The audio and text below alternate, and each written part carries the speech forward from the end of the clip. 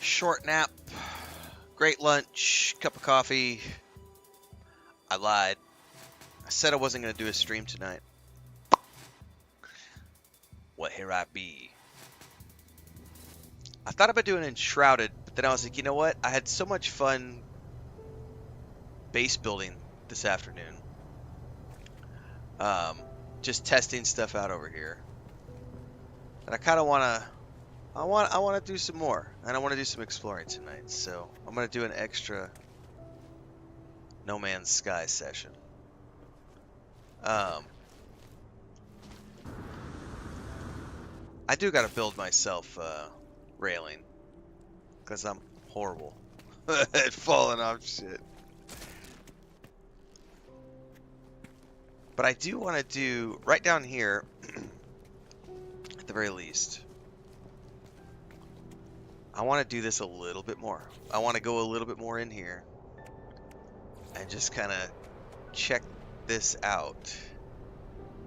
Because essentially,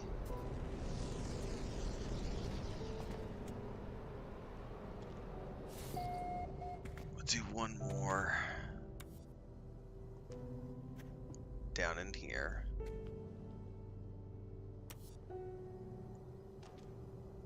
Get it where I want it to go. I may have to switch the camera mode there. There we go. Okay. We've gone 3 in. I kind of feel like that's... I just need to make sure that we're good out here. Like in terms of depth. I might go one more.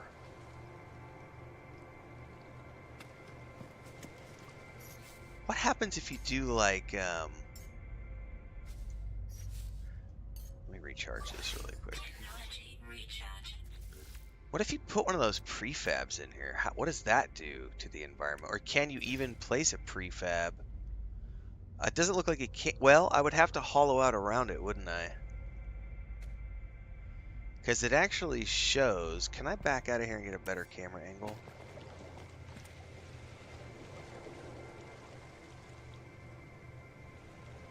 Oh, it would actually let me put that right there. That's interesting.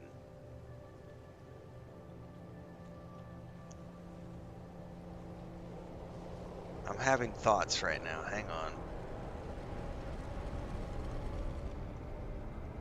Hang on. Let me change camera views real quick. Because if I could make... The problem is I don't know what it's going to do to the land above. I may be better off doing that if it'll let me. Well, that's still a ways above. We should be fine, right? Besides, I can always reload the game if I don't like it, right?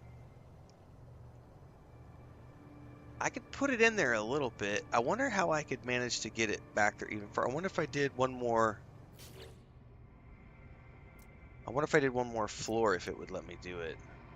Small alloy panel.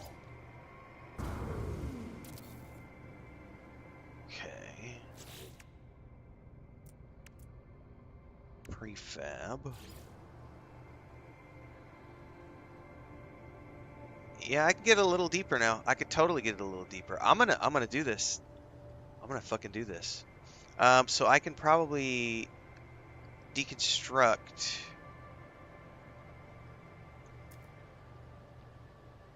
And we can delete. Oh no, because it brings the walls back. I won't be able to do that. Never mind. What is duplicate?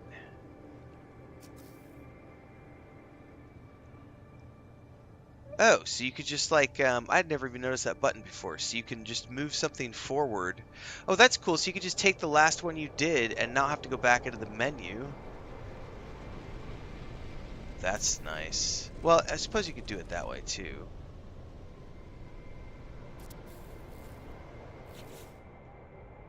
All right, prefab time. All right, now don't I have to turn this to the way to where the door rotate? I don't remember. Does it have to be a connector? Is this where the doors are? That might work.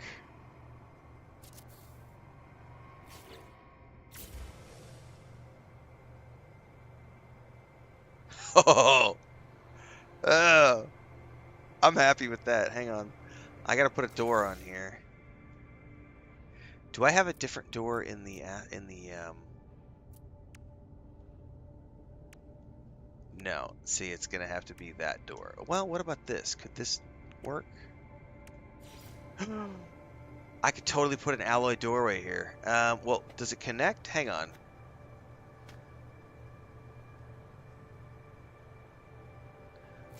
How do I get into that? Can I only do it via the doorway? I think I can only do it that doorway. Via that door that you can build.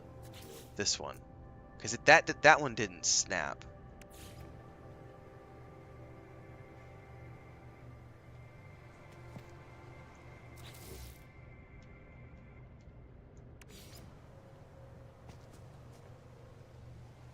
It says cannot build invalid. Well, hold on. Why not? What's invalid?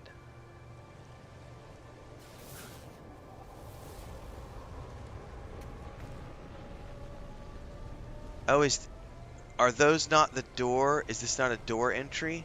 This is just a power entry? Oh, well, hold that thought. I think I need to then edit this is what I need to do.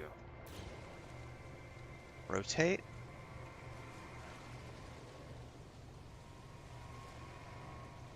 Technically, I don't want to move it. I just wanted to rotate it, but I guess...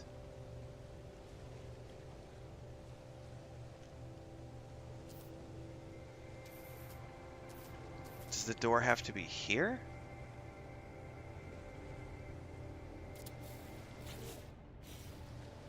It's a little too far back in there now. I gotta pull it back out.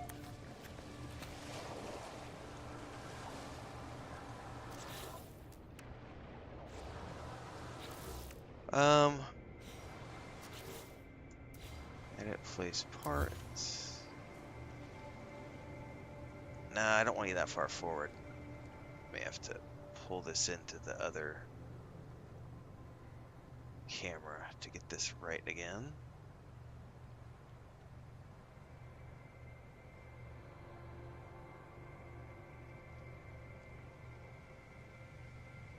Okay. That's kind of... I'm trying to get this centered is going to be a nightmare. Oh, that's pretty close.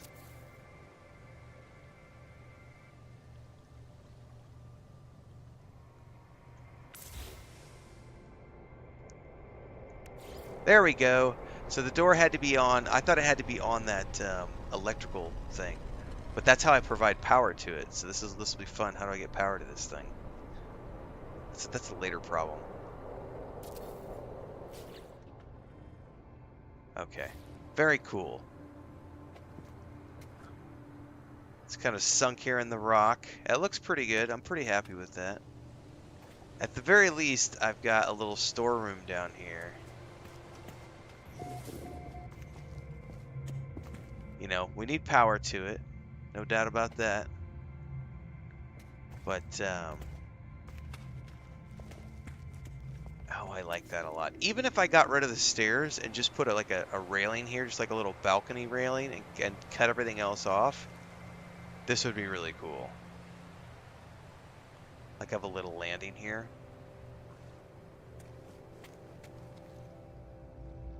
I'm gonna play around with that idea.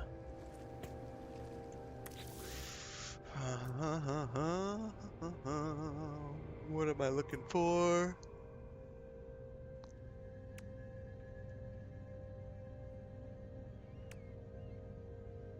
One of these, probably. Oh, those are long. Do they not have shorter ones? That's fine. I'll just have to build another, I know what we can do here. We'll have to build 4. I can do that. I can do that. Small alloy panel.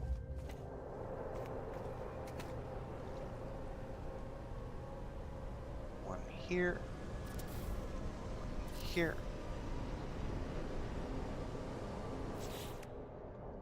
Small alloy wall.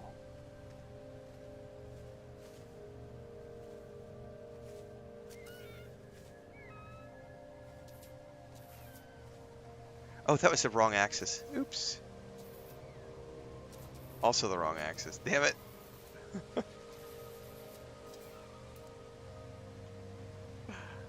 All right. That's not the right one. Cycle axis. Not that one either. There it is. That's what I was looking for. Bring it back in. Okay, so that's there. And then I can grab another one.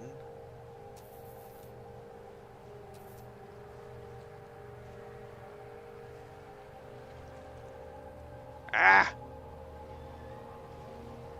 Let's move the camera, get a better angle here. There we go.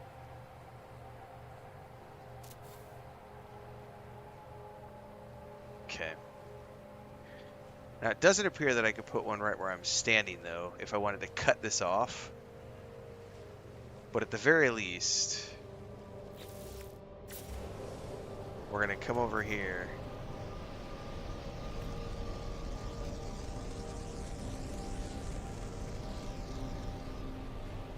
I heard somebody going above. I don't know where they're at. That looks pretty good. So we have a nice little landing right down here when we come off the platform, or come off the stairs. I can make this work. And then what if I don't know if I play around with this, what this looks like, but I'm okay with these as well. So I need to put one more here as well to get the same landing effect. Alright, a small alloy panel. Put one here. One here. And then we're gonna go grab the small alloy wall. Oh, nope. Didn't mean to build it there. To go edit that.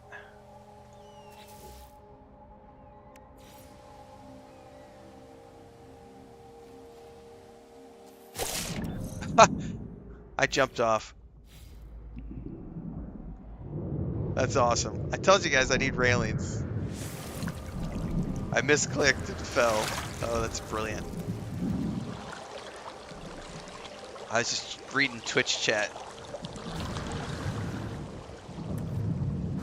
It's amazing to me how many people are obsessed with the glyphs for this planet. No, I will not be sharing the glyphs to this planet anytime soon. At least not on purpose. I am a noob, so there's the chance that I might do it by accident one of these days and forget about it.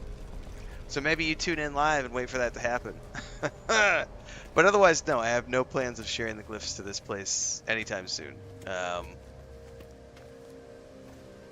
Perhaps for, you know, when I'm done building, you know, but I discovered this place. I'm sharing it via social media. I'm sharing it via YouTube.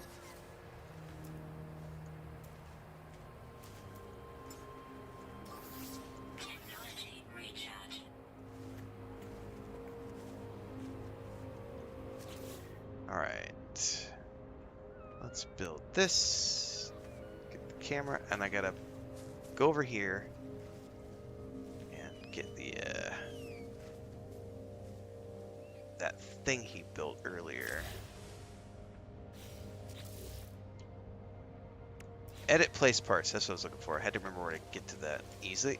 How did I fall off again when I was trying to edit?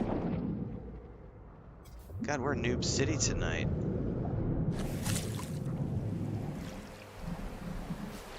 I gotta remember you have to go into the other camera mode. Otherwise you're moving your avatar around. I always forget that.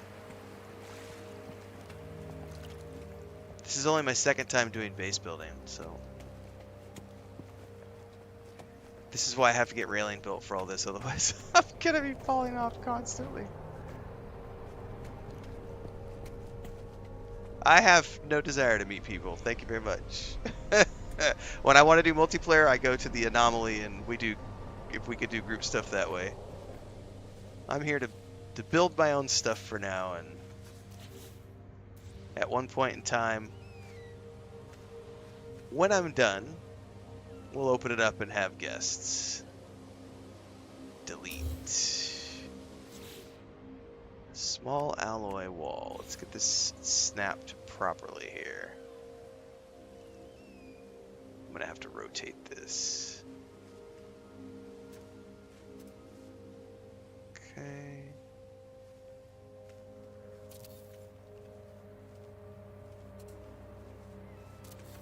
Alright, now I should avoid falling. Yay! Alright, well that's 2 landings done. I don't think I'm gonna keep the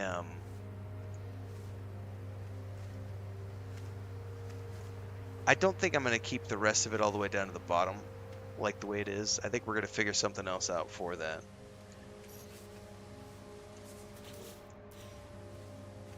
Toggle camera. Because that was fun to build today, but I think I'm just gonna be satisfied with this coming down to this little storeroom. And then I might, gosh darn it, I hit the wrong button. I might decide to do some more building here. I do got to run power down here somehow. That's a long-term problem.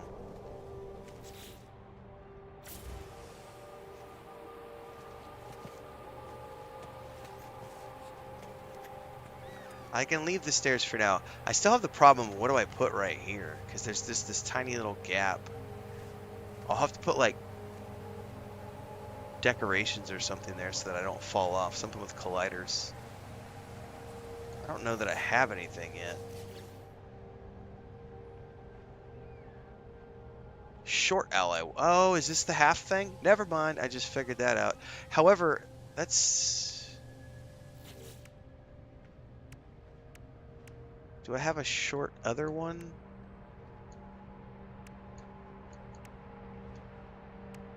It's an alloy roof gable.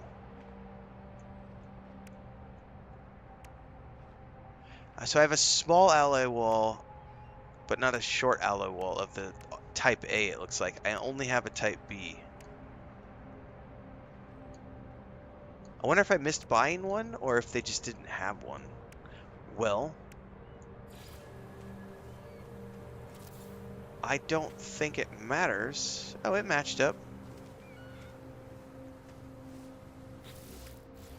It totally matched up. Okay, I'm good. Well, we're good to go on that front. So we can totally cap that off now, if we want to. Which I'm going to.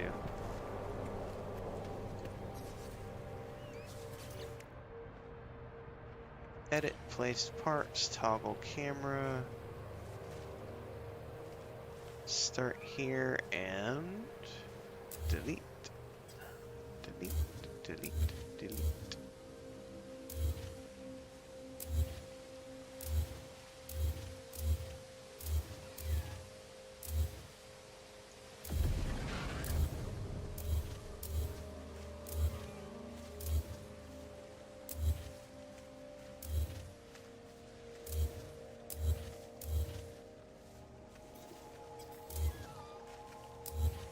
Okay. That got me all my goodies. We've capped that off.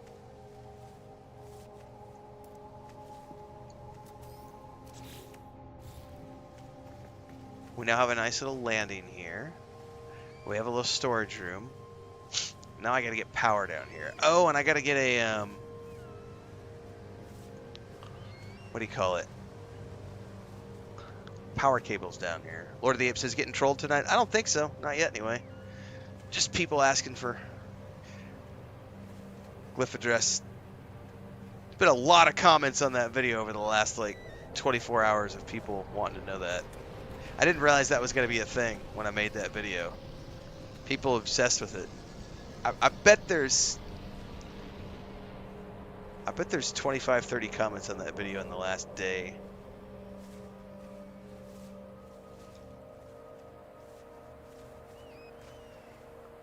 Alright, these stairs are good. I'm going to check one thing.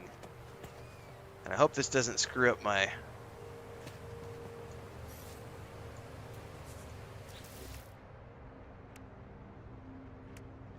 We're going to look at the alloy half ramp. I need to toggle my camera. We need to come out here and see how this is going to look.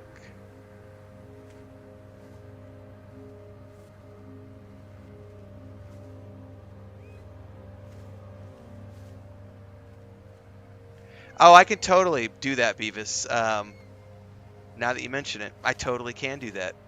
Because you could, there's 3 different, I think there's at least 3, there might be more, but there's 3 different axes that we can use. We totally can. Hang on though, before I get sidetracked. This can go, we want to rotate. And I want it to snap. How am I going to get that down in there though?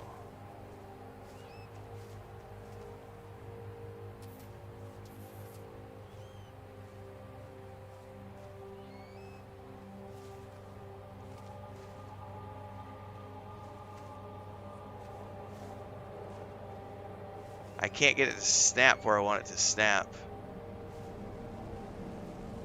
So it's not going to go in because of the wall. What I was hoping was that I could... Oh, there it goes. There it goes. It just snapped to something. Hang on. It's because I cycled parts and something else was able to fit in there and it snapped.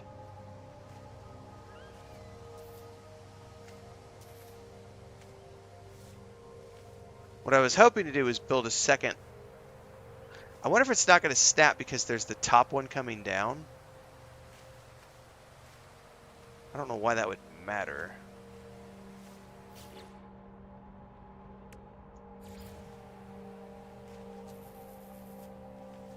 So I was going to try to put a second one in there and have it hopefully eat away at the wall a little bit so that I can just stack it on there.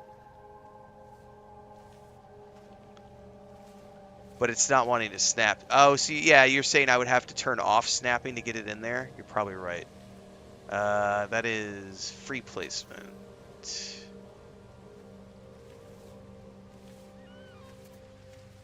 Oh, did I not have...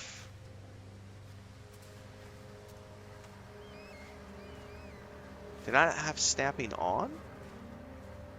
I must have hit something wrong. That's why I didn't have snapping on. Thanks for pointing that out, Lord of the Apes. I'm thinking the upper stairs are the problem. Yeah, it's not wanting to let me connect. So I think what I can do here is move these. I hope. And take these and... No, they're still not wanting to snap there, are they?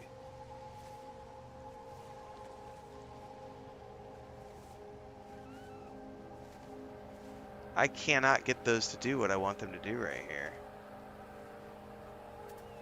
Oh, oh, oh, oh, oh, oh. Is that it? That might have been it. Oh, yeah, that's it. That's it. Okay. Do it again. Do it again, Dad.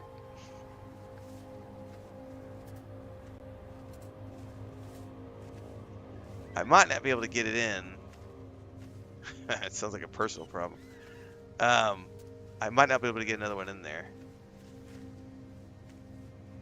That's okay though. I also check.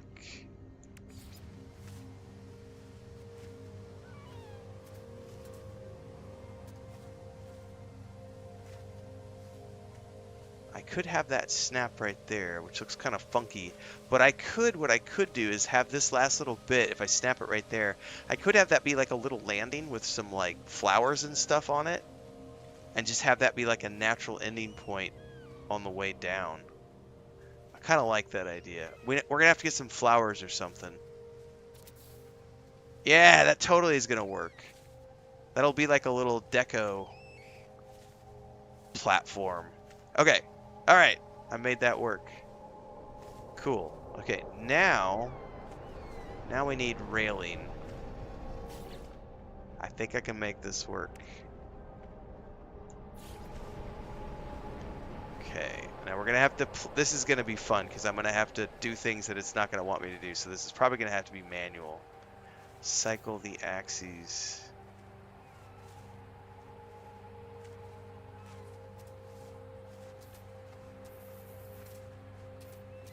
That's that axis. That's the one I'm looking for. Alright, this is going to be really fun to figure this out. Hang on. I want to reset the angle. If I can. Yep. Just like this. Alright. Let's get the camera zoomed in. This is where I bet mouse and keyboard is way easier for placement. I'd be willing to bet that you can control all this movement much more fluidly. I'm sure as I get better with the controller, I'll figure it out more, but this part of it where I'm manually messing with things as opposed to doing it with the snapping. All right, cycle axes, cannot change it from here, so we gotta pull it out.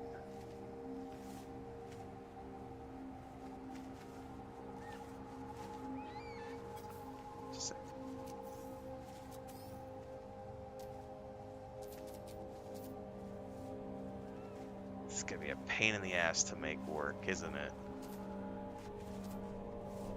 Okay.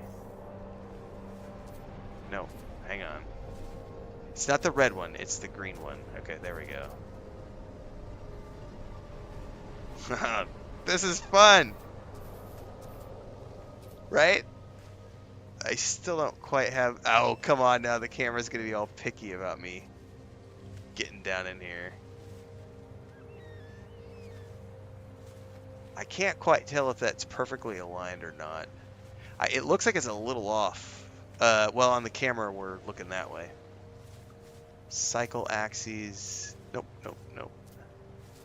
It might just be the finagling of that. Oh, it's gonna take me forever to get this right. Cycle axes again.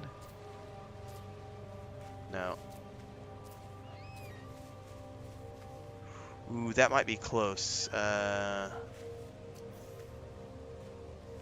Come on, hang on. Wrong thing. Oh, I hate how it's moving with me. How do I, like, I guess I would have to place it and then move the camera. Right?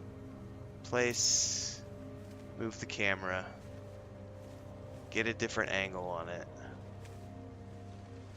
and then go into edit. Okay. So this is where we would, I guess it's just you can't have it selected is what it comes down to.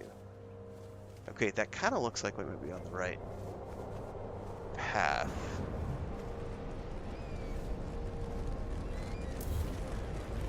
And then I fucking delete the part because I hit the wrong button. Jesus, Mary and Joseph. Noob!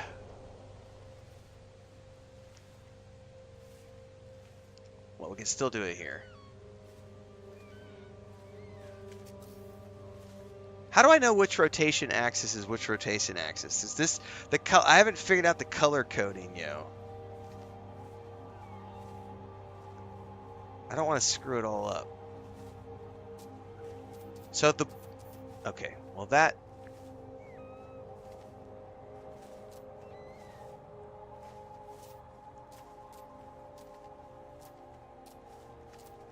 Man, it's gonna be really hard to get the angle just right because you have to, I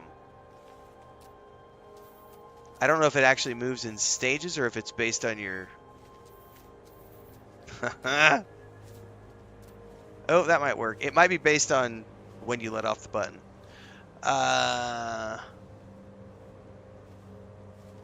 Stairs are probably in every game since Lord of the Apes. Brunzy says, because I'm not much better at it. Lining that up is going to be a bitch, says Beavis. I know. This might be a lesson in futility. Puff Ruffle says, after seeing your base earlier, I knew you couldn't resist logging. Well, technically, I wasn't going to do anything tonight. But Chris is still outside doing stuff. And I was like, well, it's only 5 o'clock. I said I could go, like, I've got a reaction video I need to do, because World of Warcraft put out a really cool lore video tonight, or this afternoon, that I need to watch. But I could do that in the morning. And I've got a Star Citizen thing I need to do. But I decided ultimately, I was like, you know what, I'm going to come back on and do some more base building. Because these are getting pulled out as their own episodes, so it's all future content.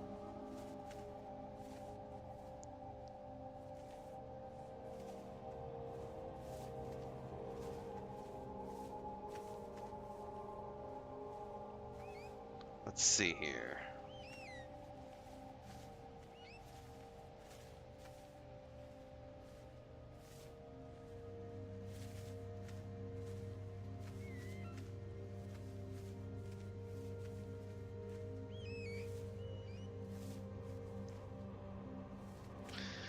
Oh, so the save beacons give you navigation data as well. I was wondering where I was getting those. I wasn't paying attention. I know that I've gotten them at some save beacons. I didn't know that all save beacons did that. Yes, that's so true. What I want to do is move it, like, I want to take this. Hang on. How do I, which way is, there we go. I want to move it down. I think this might be a lesson in futility, building a stairwell here.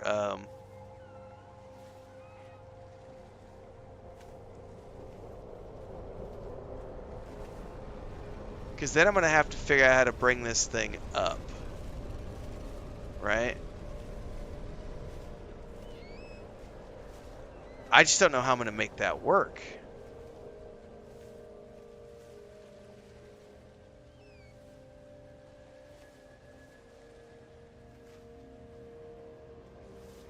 Because it is largely going to be dependent upon me figuring out how to get the angle of this camera just right to place this.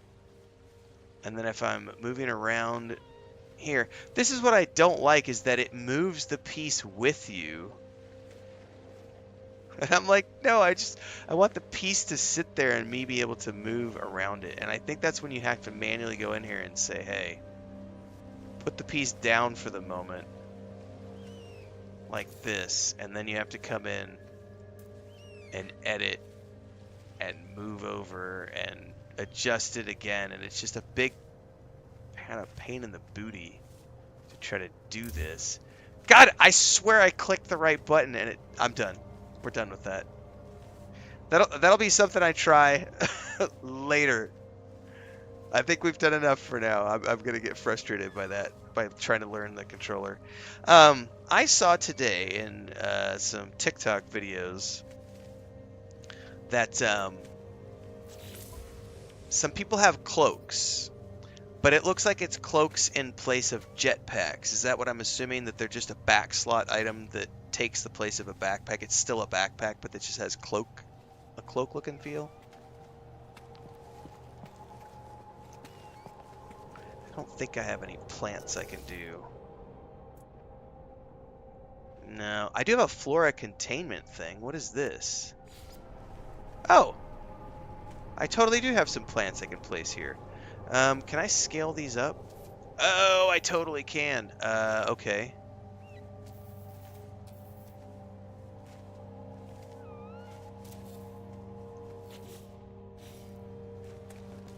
Oh, abso-freaking-lutely. That's exactly what I wanted that landing to be. Was something for a plant. We'll get more plants. That's the only plant I have. Beavis says correct on cloaks. Enclosed stairwells? I didn't know enclosed stairwells were a thing. That might be something I graduate to when I get a hold of them. Alright, I'm pretty happy with this so far. I am still a little scared of falling off the stairs, but I've got landing. I got 2 landings now. I got some stairs connecting them. I do need to do a capes replace your jetpack, but other players can't see them? Oh, so you're only seeing it on your screen. They're still seeing a jetpack, but you're seeing the cloak visual for your own personal enjoyment. That's a really interesting way of doing it. Hang on, I gotta jot down some notes.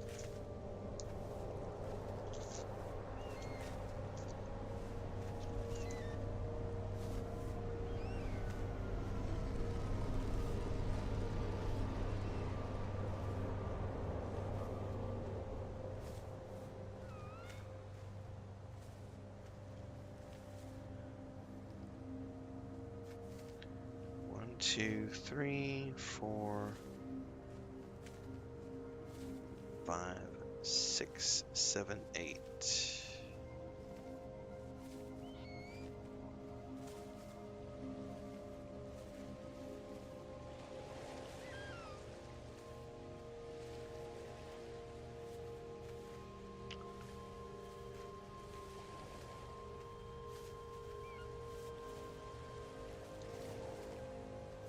Couple more things, and I'll have enough to put together my I usually do a series of beginner's guides once I get into a game, and I'm about ready to start work on those, probably by the end of the week.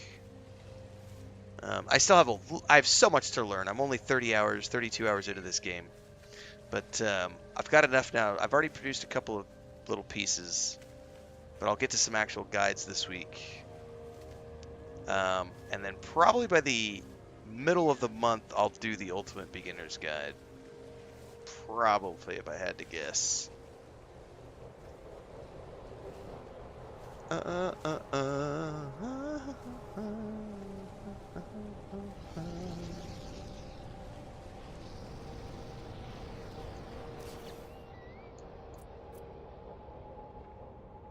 Yeah, I don't have those yet. I can go take a look at them. I'll eventually buy all of these things. It only took what? I think we did 2 hours of data hunting this morning. I think is what it was. Like 2 hours of data hunting, and that got us enough to go into and buy all of the alloy stuff. So I'm assuming if I do another 2 hours of hunting tomorrow, I can get all the data I need to get all the timber stuff. Then I have everything to play around with. I definitely want some more plants, for sure. I don't really have anything at the moment.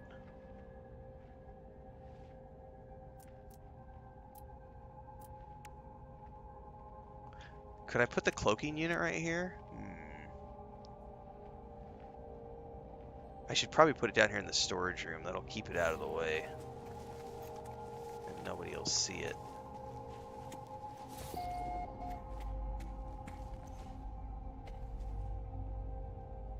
Yeah, that's a good idea.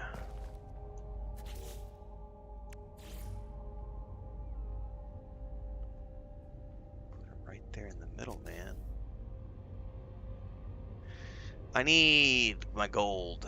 I need to be able to. I need to replicate my storage units here too. Someone told me.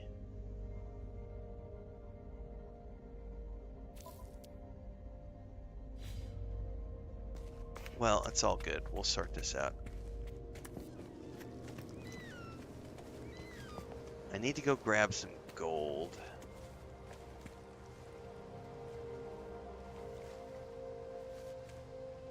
I totally accidentally removed those. I removed those and forgot to put them back. I'm up here like, how the hell do I get back up?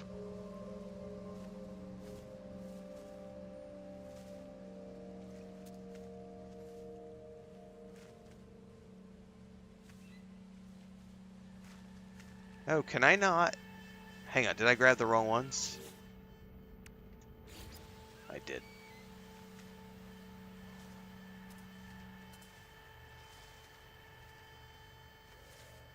Alright, I'm gonna have to get creative with the camera angle again. Oh, is it not gonna let me place it because of the stairs going down now? Ugh, that's not gonna work the way I want. Yes, it is. I had snapping on again, didn't I? No, it's enabled. What the heck? So it won't let me place stairs. I'm gonna have to do these manually, aren't I? This is ridiculous. I screwed it all up if I wanted to do the way I want it to work. Because it's not wanting to snap unless I do it on the other side of the ones coming down. So if I do manual placement... you think my character's in the way?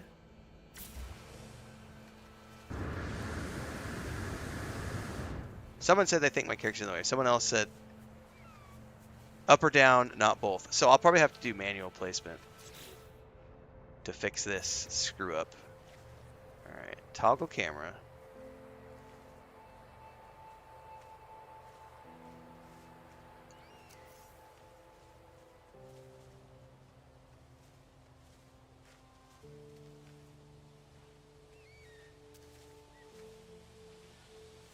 Okay. Well, that's frustrating. All right, so it can go here. We can go to free placement. Why does it... I have a question. So when I snap, it does this. What I would love it to do is when something is snapped, I guess what I would need to do is... I'd like it to stay in that position, unsnap it, move the camera, and then pull it out, right? And there doesn't appear to be a way to do that. I don't want to do a local teleporter. That's not what I'm building for visuals right now.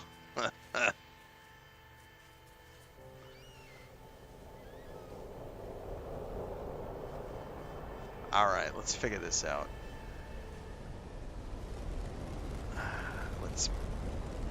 Essentially, I need to bring the camera down right here. Have those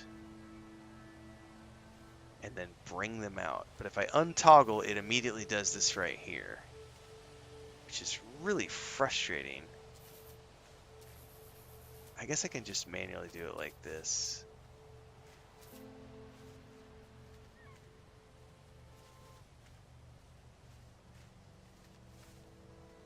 Problem is, I can't tell.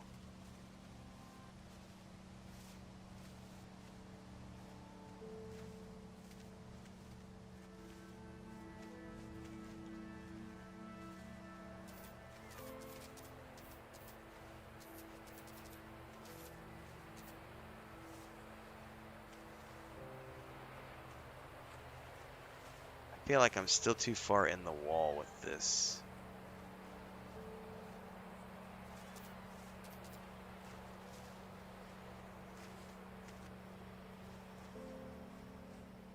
This is funky, man.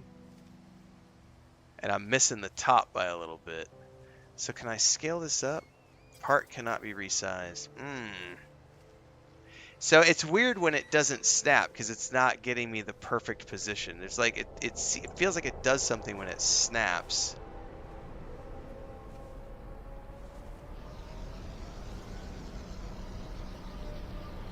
I'm gonna try this and see what happens, what it looks like. I mean, I put it into the wall is the crappy part, but... See, it placed it weird. It looked different from above because it needs to be moved over. Gosh darn. Either my eyesight's bad or I just need to learn how to place things. Edit. Camera mode. I want to take this thing and move it out. RT is move. Okay.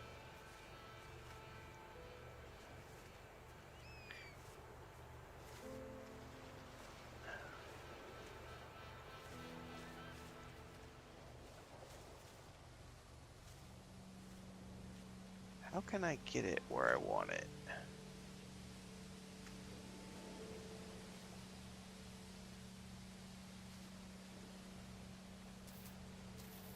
I swear it feels like it's shifting sizes too.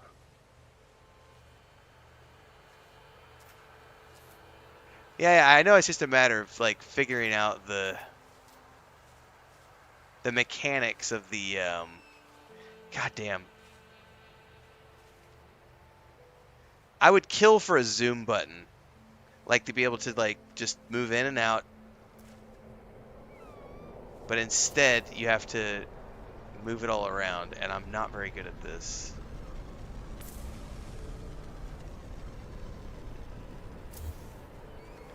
Part picked up.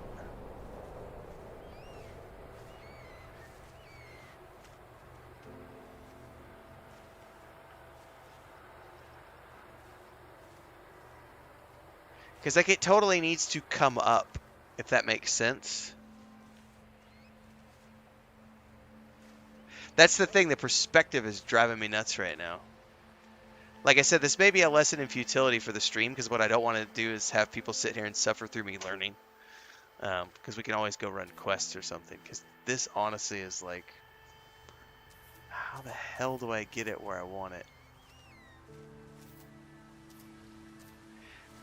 Because, I mean, honestly, everything was good until I built that second stairwell there, which I only put there because I don't want to fall.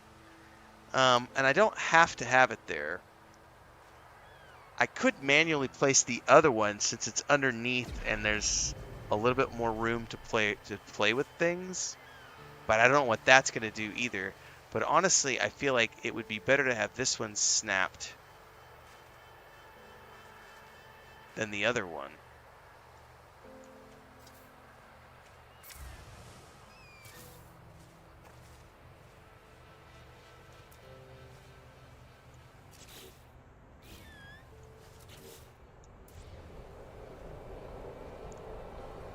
Let's just test something here.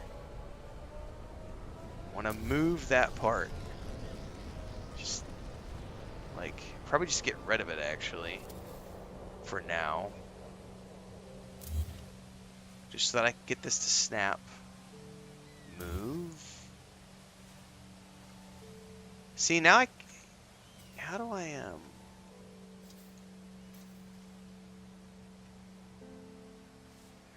now I can't even get this to snap. It almost feels like, we're not in free placement right now. Can't build object. Am I in the way now?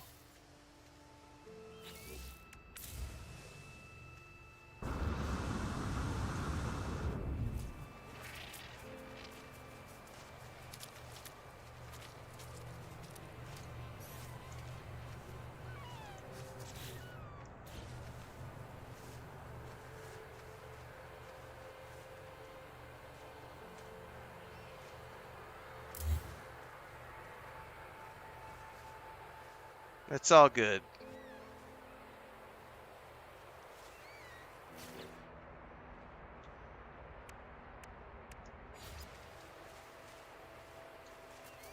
Snap placement enabled.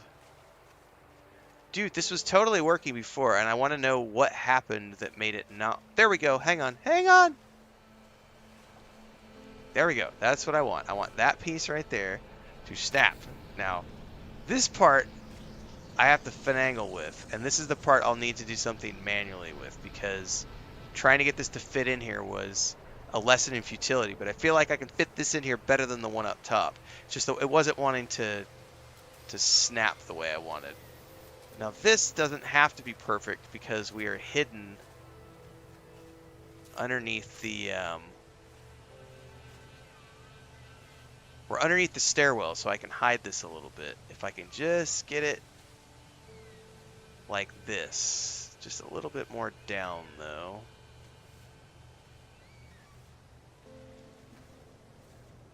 I just want to get the placement right.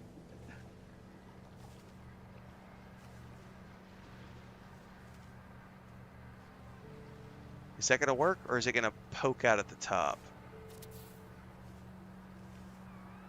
Oh, that looks really funky, doesn't it? It's not quite... It needs to come down more. Maybe.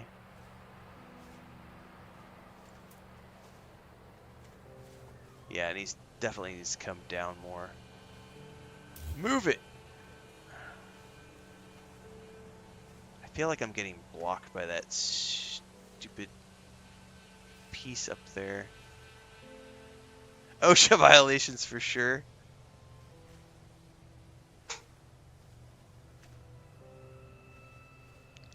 It's maybe where I need to shove it in here and circle the axes.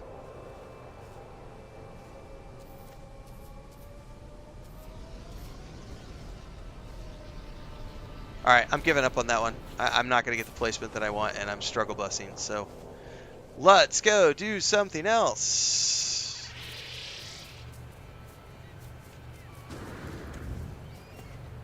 At the very least, I have that down there. So now what I need to do is I need to run wiring. I need to get a battery, which means I probably should get a solar panel up. There's also electromagnetic stuff I can worry about, but I would prefer a solar panel. Oh, and I could put barriers around this whole thing too, so that nobody's falling off.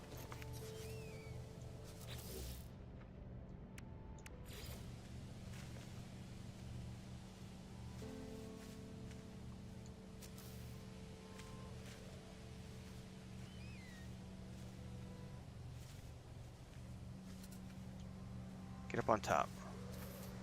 No, I don't want you to snap on the bottom. Sometimes the snapping is fucking. I wonder why it's not wanting to snap on the top. It's only wanting to snap on the bottom. Probably have to move around the outside or something.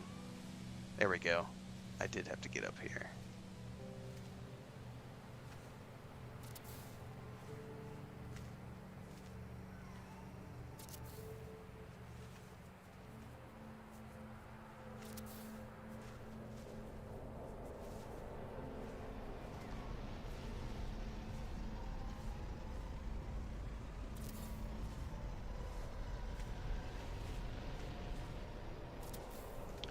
Okay, and then I need the little short alloy wall.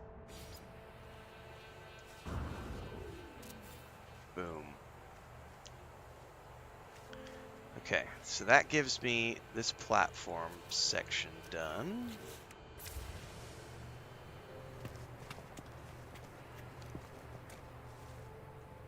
Beautiful. Okay. And I can leave all the natural structures here. I don't want to mess with any of the trees or anything like that. Okay.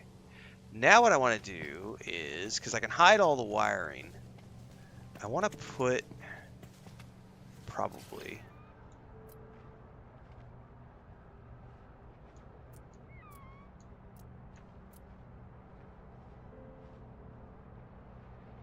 where was it?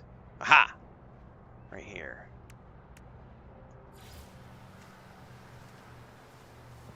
Okay, but I need to get some supplies. So, I need to go back to my home base and get some gold. My starter base, not my home base. This is my home base now, but my starter base. I need gold. And I don't know that there's any on this planet, to be honest with you. We haven't gone hunting for minerals on this planet. I think I can go into the, what is it? Is it the log?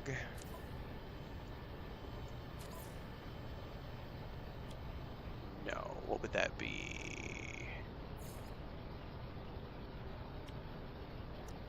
Gold.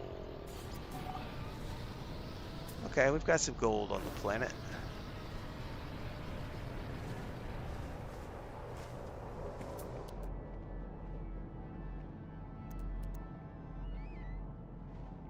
Yay or nay? I don't see any gold.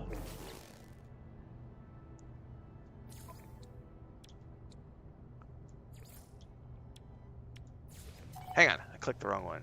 Gather platinum from asteroids. It's not the one I wanted to click on. Hang on. Material and items. Because it beeped and I didn't catch what it said. Gold. Gather gold from asteroids. So there's no gold on this planet. Okay. That's what the beep was. I was like, what was the beep for? So it's telling me there's no gold on this planet, essentially. Tells me to go into space. But I've got gold back on the starter planet. in the storage container, and I can also harvest some more from there. But if I want to do, because what I want to do is get a solar panel here, get a battery, and then I need to run some wiring down to the this storage room, and then I'm going to place my hide the wiring feature right here, down and out of the way. And then this will probably be like a trophy room or something, or a stash house room. Come out. I'll have to put some chairs and stuff here so we can have a little smoke break patio. Come out and sip our coffee. Wake, bake, work. That's the life. Look at that view.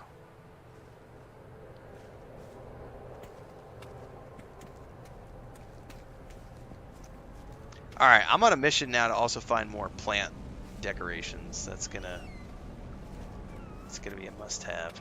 I feel like I've accomplished a lot. See, I'm gonna fall. Every time I come up one of these, I'm gonna have an issue.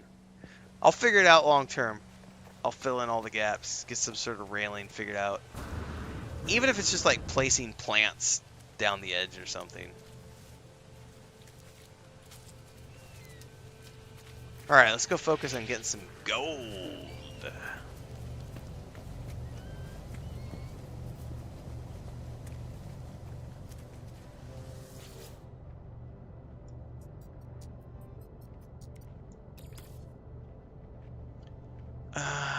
You want some condensed carbon? Have some condensed carbon.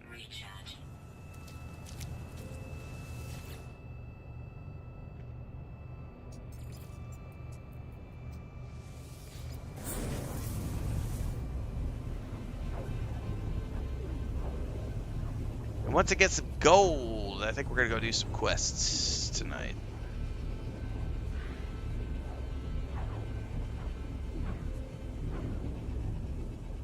Numinal says you'll need an engineering degree to fully understand building. I'm still learning as well. Yeah, I feel that way.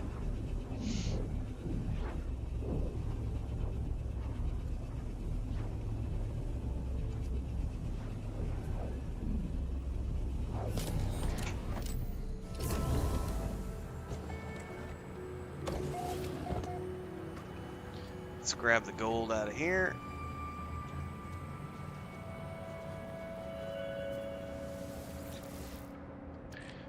I have, where's it at? Oh, I do have plenty of gold. What else did we need? Chromatic metal, I think is what they said, which is copper. I think I have all that in my inventory. We could stash some of this stuff, though. Because those are, like, rare resources that I'm not going to need anytime soon.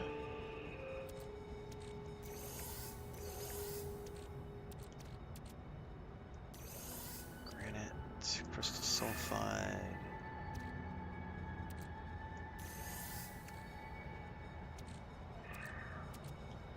Those I'm definitely getting, and I need to harvest more.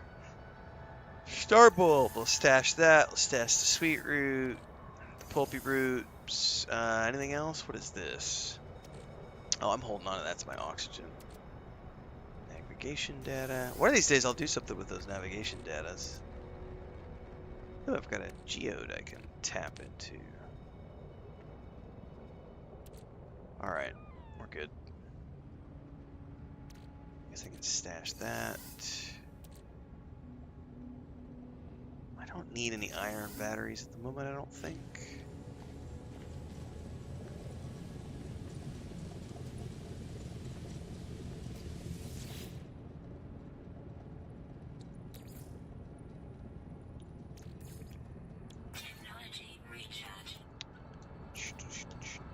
Residual goop.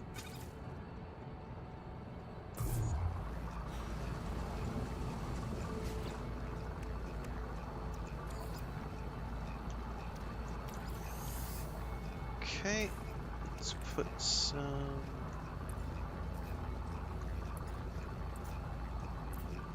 Oh, I guess I don't have. Oh, there it is. Living slime. That's what I was looking for. Gone it? Where did it go? is.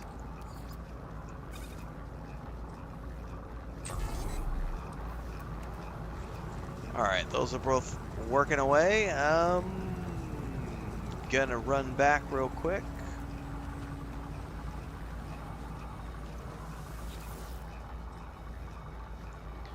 So we can go put that solar panel up and then move off and do some exploration.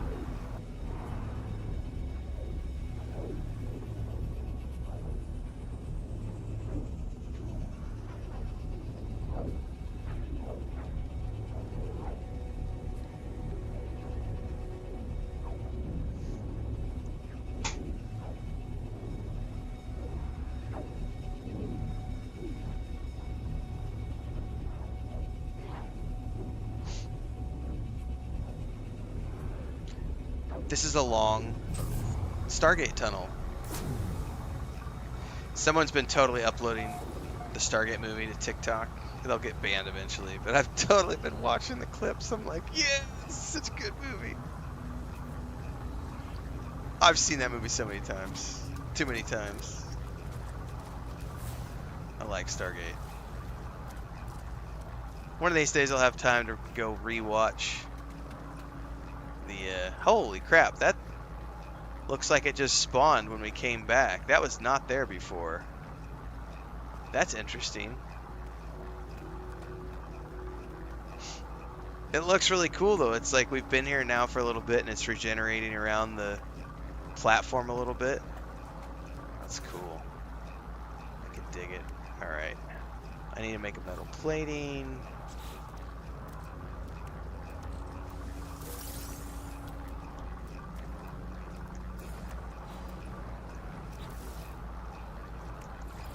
Put the solar panel right here.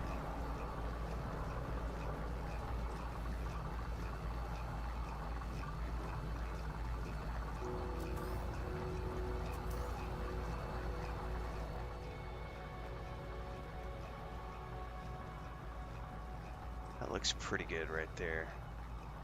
It's not perfectly aligned, but it's pretty good. That'll work right there. Place. Alright, it's missing some components. No, it's built. Alright, now it needs a battery, which we could put the battery anywhere we want, right? I think so. If that's the case, I want to put the battery down here on this little platform. And I can actually move the plant, right?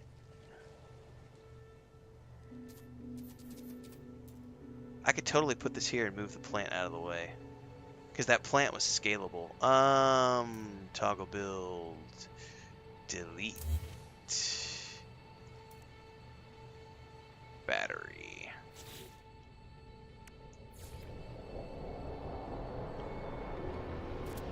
Ah! Gosh darn it. Click the... Move. RT. Jesus. Rotate. This is what I want to do. Does it look the same from either angle? I think it does.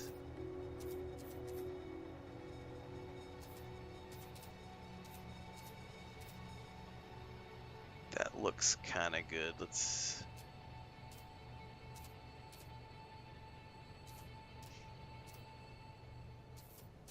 I want to get the feet lined up right. Damn it. That might be it right there. And then I can go back into the plants and I could say, hey, I want to put that plant back, but I can scale it down a little bit.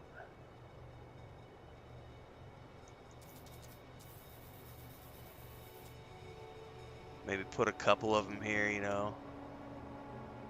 Decorate this out. I can have them coming down the landing here. I'll figure that later.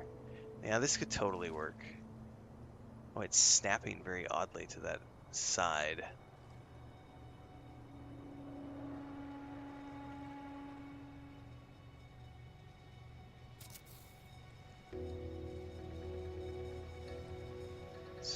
one in the middle. Put one more on the edge.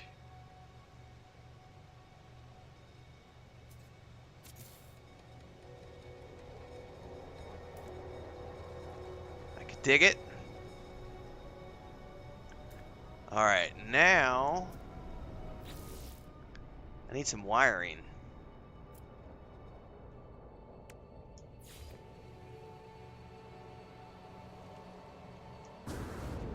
I need to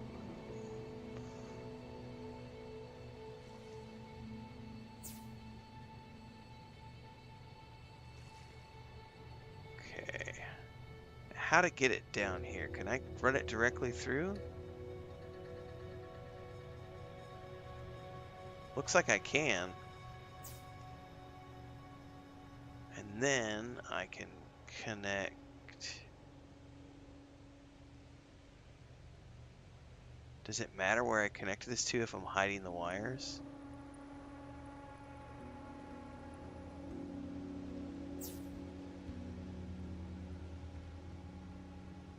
I don't think it does.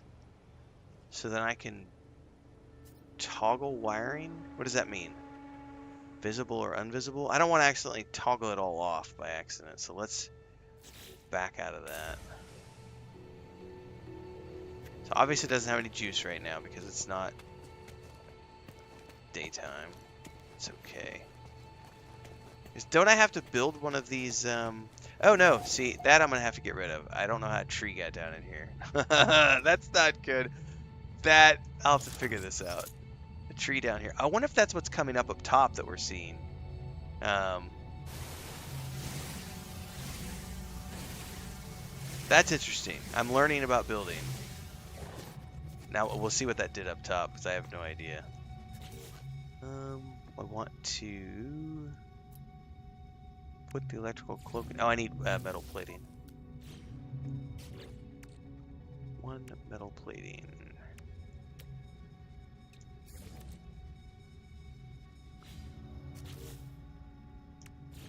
And then we're going to place this right here as best as I can get it centered. Oh,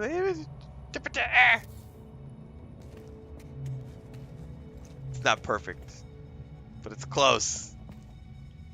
Not even. Look at this. It's completely off on this side.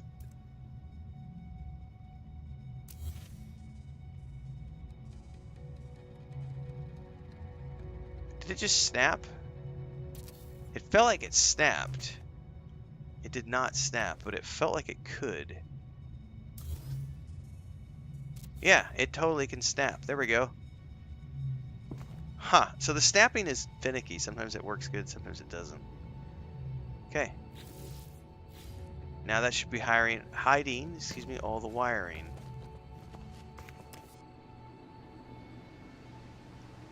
Perfect.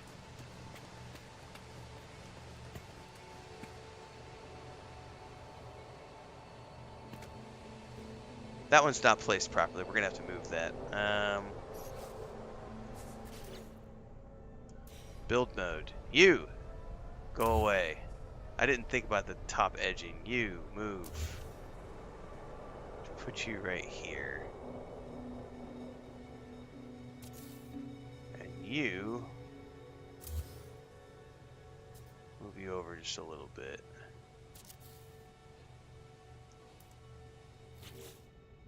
There we go. That looks much better.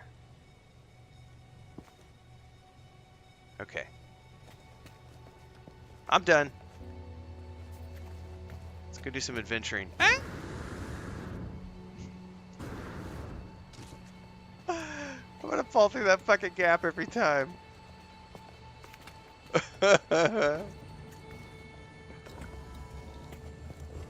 there goes the solar panel. Kicking up. Oh, how badass was that, guys? Like, we walked up here right as this thing kicked on. It reminds me a lot of a Starlink setup, because it folds up and then automatically tracks and moves and stuff. By the way, Starlink is really cool if you've never seen Starlink in action. My brother's got one, and they just moved in June when I was up there. And so we moved the Starlink from the old location to the new location, and it was literally we put it out in the field, ran the cable to the house, plugged it in. He got on his app, hit a button, and then out in the field, that thing just tilted up, started looking around in the sky, found its satellite, started configuring, and within, I mean, it was a matter of minutes, and he was up with new internet at his new location. It was so that technology is so out of the box, easy for everyone. It's very, you know, it's not cheap, but if you live in the middle of nowhere, it's like your only option for internet, but it's also actually a really cool product from a technological standpoint. Are you kidding me? I remember this is going to be a while ago, 2010. My parents were still living way up in the mountains in Colorado, and like way up there, like 10,000 feet elevation or something. It was up there a bit, up past Steamboat Springs, and they only were able to get satellite internet, and it was absolute shit. Um, I remember coming back from Europe, and I was trying to work on client projects at their house while I was there at their home, and I maxed out my dad's data cap. So he had a data cap. That was the other thing. I wasn't familiar with data caps. Like I had never had to deal with data caps, and they had like a 100 gigabyte. Think about that for a minute. 100 gigabyte data cap, and all they had was this. I mean, it was like a 6 down, 1.5 up, 2 up. It was not a great connection. Um, and I maxed out the data cap in like whatever a week or so of being there and working with clients. And oh, he was livid because it took that and it dropped it down to dial-up speeds. So they had a throttle in place. So if you hit the data cap, they throttled your connection. And so then he couldn't do shit. He was not a happy camper, and he had to pay extra. I ended up paying for the extra. I paid for the extra to bump the data cap up. Um, but even that was just a nightmare in futility because you couldn't do. I remember trying to play EverQuest 2 at the time and Lord of the Rings Online. So my brother and I would get online together and we would play Lord of the Rings Online, and that was when I got him into MMOs. And it was just the lag was horrible. You'd get lag spikes because of the latency. And then flash forward to where we are today with Starlink, and it's like your ping is nothing. You've got gigabit service. It's very amazing tech. Let's work on some quests now. Log. Probably need to upload some discoveries.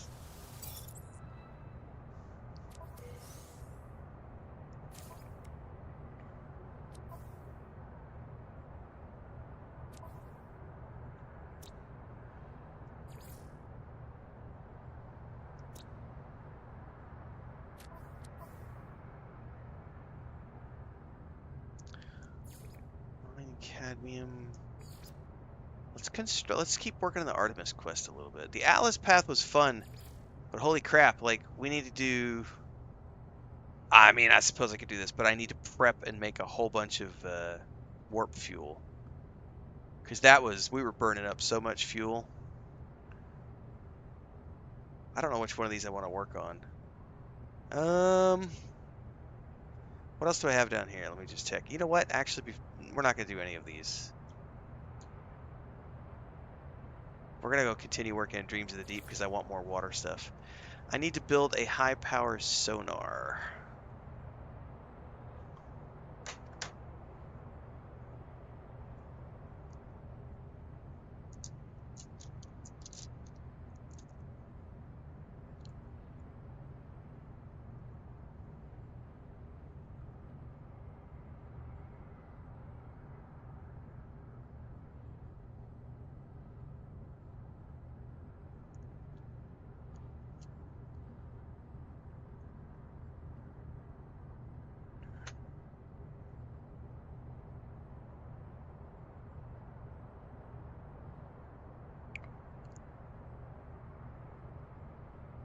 So we gotta go down into the Nautilin's inventory. Can we do it from up here? High-powered sonar.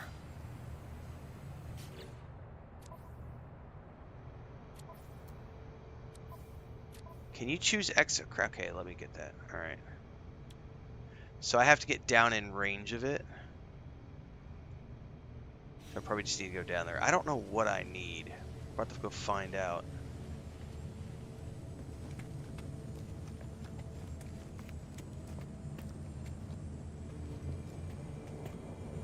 Let's see here.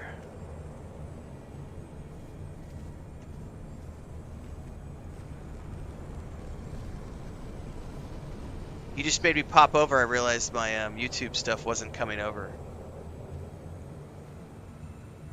Glad you popped in, Uncle Brett. Because it reminded me to go check the YouTube chat. Because sometimes Streamlabs gets hiccups.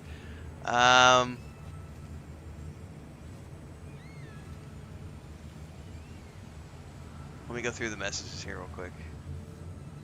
Yeah, I know Beavis said build a container one at your new. I will eventually. I don't know where I want to place it yet is the problem. And I don't want to rush placement on this place. I think what I'll end up doing is pulling my freighter into orbit around this place so that I can put a storage space up there. That way at least I'm, you know, a jump away. We can just teleport up or whatever. But I mean, it's no different than teleporting back to my other place. But I don't want to put anything here next. Oh, now the YouTube chat's coming through. Okay. Thanks, man.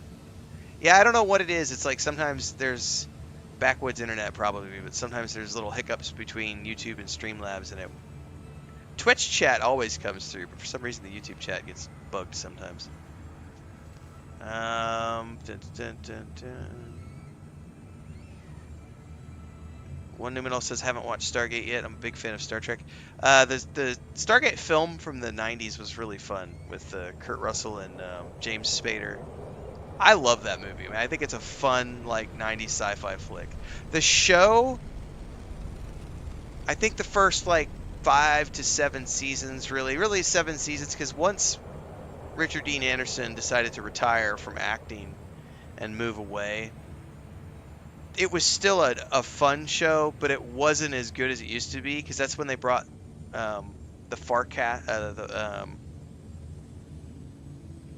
cast. They brought the Farscape cast. Ben Bowder and Claudia Black came over to join the team, and so it was a whole new, you know, it was them kind of being so it was a different dynamic. That was like seasons 8 and 9, I think. I've considered a rewatch of SG-1. I actually started one a couple years ago, and I was like, I'm never gonna do this. It's just, I watched like the first 15 episodes. I was like, I can't. I have no time to do this. But I think SG-1 was a fun show. That's the key. It was a fun show. It established a lot of really cool lore. It's got a ton of familiar faces if you know Canadian, like, day actors. Yeah, indeed. Teal'c becomes the god of war in the last couple of games, you know. It was a fun show, and that's the thing I think. You know, sometimes sci-fi shows that are those campy weekly serials, you know, they need to have fun, you know.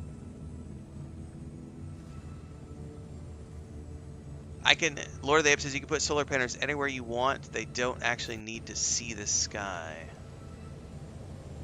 Brett says you'll need a bank of batteries. I usually build a basement. Well, I tell you what, that little building I built down here, I could probably stash batteries in there.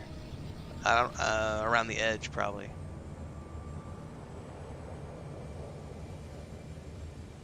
Center something perfectly that doesn't snap. Press Y to enter quick wiring mode and use the reticle to line it up. Oh, so that's what that meant by toggle wiring. I was afraid to hit that button because I didn't want it to, like, remove my wiring or something. That's good to know.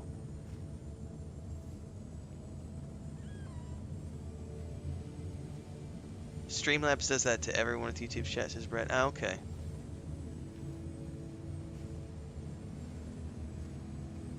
Yeah, Farscape was a lot of fun too. There was some weirdness in Farscape, like in terms of just generally crazy storylines. But that was another frelling good time, man. Alright, we gotta go down into our vessel. I wonder if I can get to it from here, if I'm gonna have to go all the way down in the water. It's right there, I can see it. It's out of range.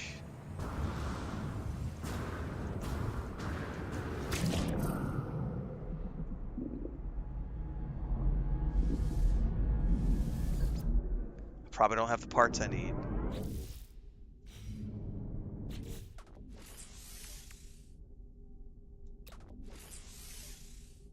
Fuck. Okay. I need a solar mirror.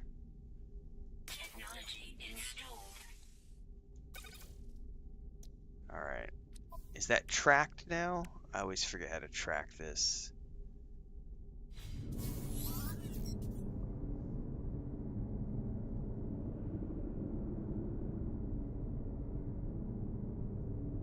Okay. And of course, all my silver is back in the storage container. Grumpy, grumpy, grumpy. Hey, can you leave the water with this thing, or is it only a submersible? It's almost out of energy. Technology recharge.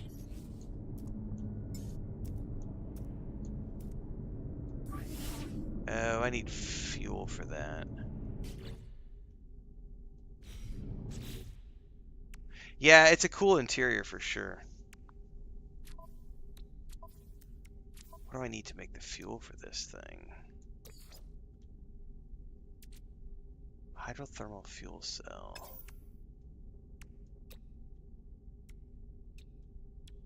And that requires salt and cytophosphate, so the things that you gather from the bottom of the ocean. Alright, well for the meantime I need solar, yeah.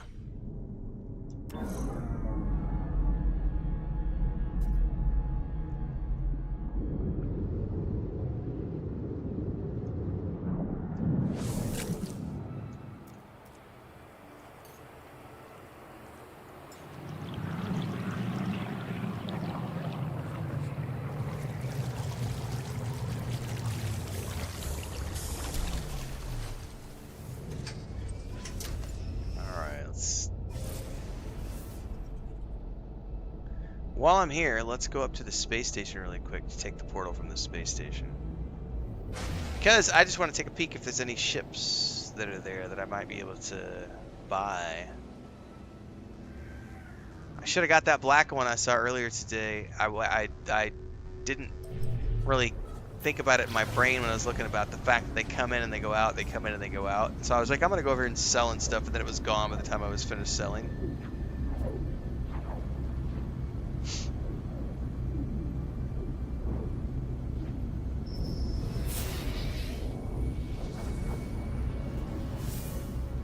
Yeah, Worlds Part 2.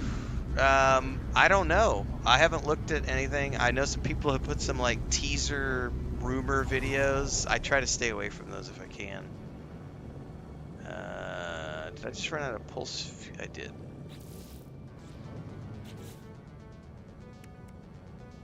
Wait, I could just do it from here, right? Technology recharge.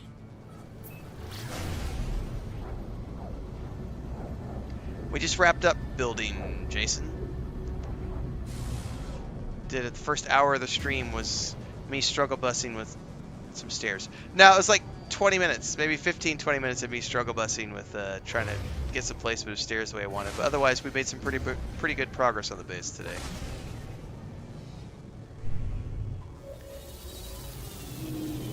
So everyone's aware, the base building episodes are going to be coming out as their own series over on YouTube. So the first episode goes live tomorrow morning. We did a little bit earlier tonight that'll get cut out until the next 2 episodes. I'm going to try to, for the meantime, I'll probably do one, while I'm doing it, you know, we'll do maybe a base building video per day or something. But for those of you who are interested in the base building aspect of what I've got going on over there, I'll have those are getting pulled out as their own series. Episode 1, which is from this morning's stream, goes live tomorrow for those of you who might have missed it or missed aspects of it. There's no ships here at the moment.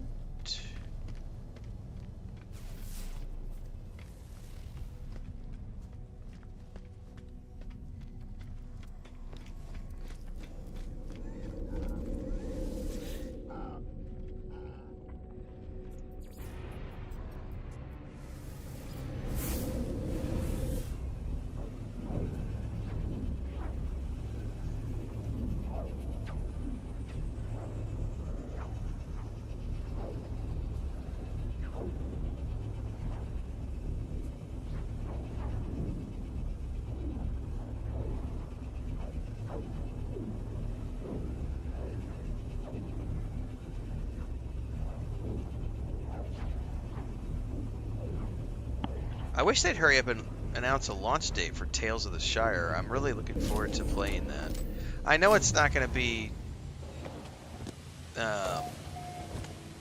you know, it's going to be something I only play for a couple of weeks probably, but it does look awfully fun.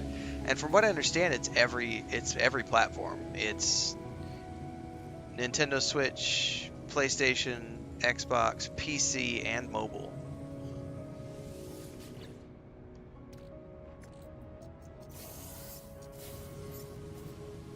Craft a solar mirror.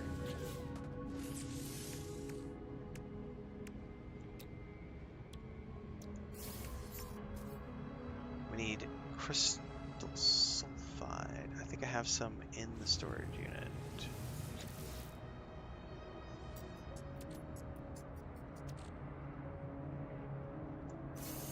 I'll also grab the salt, because I'm pretty sure I needed that for the batteries.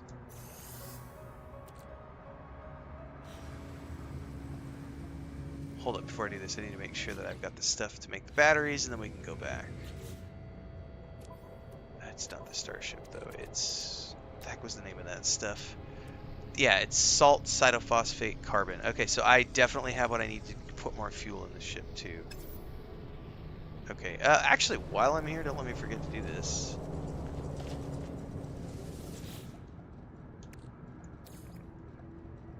Just put this right on over here.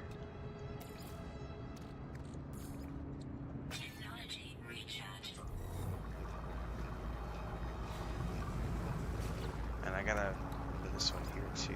This is runaway mold, which I can turn into Meganots!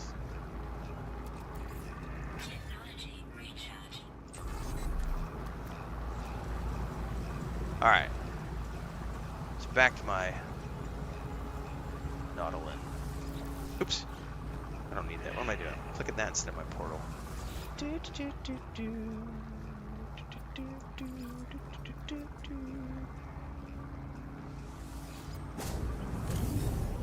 Do I ever have to deal with jaguars or snakes where I live? No.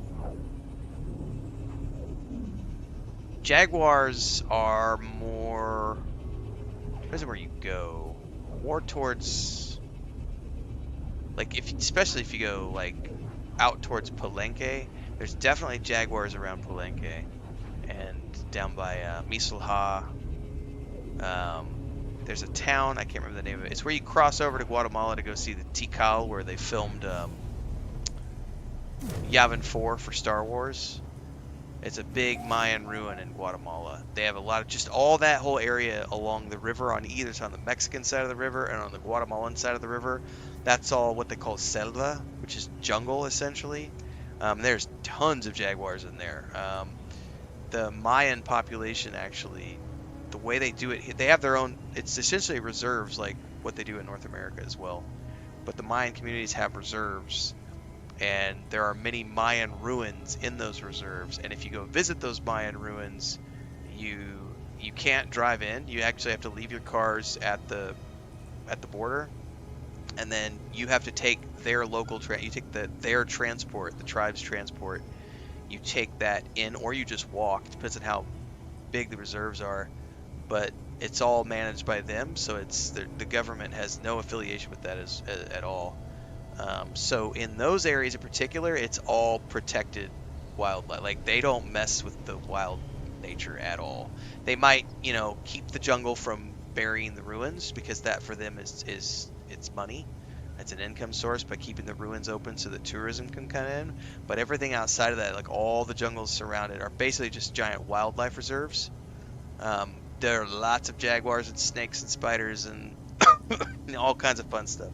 But no, we live in a somewhat populated area. I mean, we definitely have, um, like if you walk like 15, 20 minutes in any direction from our house, you will hit either the river or the forest. And on our side of the river, it's a breed of howler monkey or spider monkey. I forget which one it is. I think it's a breed of howler monkey. I would have to go look it up because I really don't remember.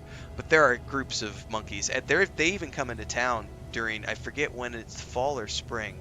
They'll come in like 5 minutes from our house. You can walk down around the corner, and there's a street that dead ends in an open field.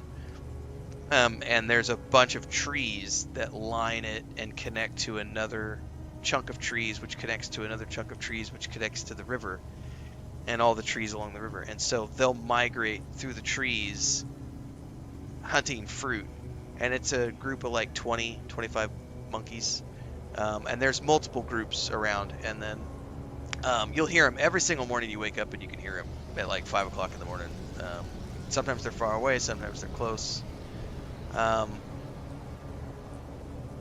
There are venomous venomous snakes down here, but those are mostly deep jungle. I don't think anything where we live has been reported in a long time, because it's populated. So I mean, if you walk 30 minutes into from here into the woods, I'm sure you're going to find them, but not exactly where I live. But there's nothing. I mean, the really venomous snakes live in the deeper jungle. But there are things that will hurt you if there are definitely snakes that'll make you sick. They won't kill you, but you'll definitely need to worry about it. And I've been bit. I got bit on my hand by a spider about probably 8 months ago or something. And it was just, it didn't want to heal. It was I don't remember what they're called, but it's a little brown. They're about 3 inches in diameter, and they're all over the place. And they're annoying, but they kill off mosquitoes and stuff, so you just leave them alone. But I got bit one night. I'm assuming it just crawled up in bed or something, and I got bit.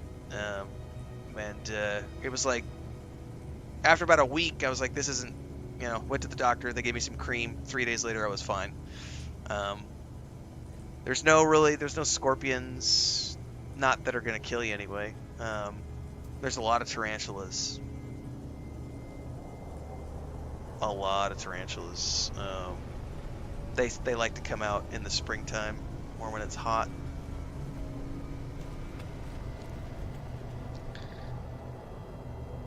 Dun, dun, dun, dun. 7 days today on the PS5. Not sure to think quite yet, says Jason. Interesting. Correct. Colorado, you have to worry about mountain lions, bears, snakes. Yeah, it's the same thing here. Yeah, I remember because when my parents, when they had the ranch up in Steamboat Springs, I remember they were up against government property way up there at the top. And I went riding with my brother one day. I was up there for a few. I think this is back 2010. Same time, the same month I was there. With talk about the satellite internet earlier. We went on a horse ride up into the woods, and because there's so many bears, you just don't leave the house without firepower. You have to take guns. I mean, if you go out into the woods without guns, you are asking for trouble, because there are fucking bears and mountain lions and shit that will eat you. So. But that's way up there, in elevation. Normal people aren't going up there.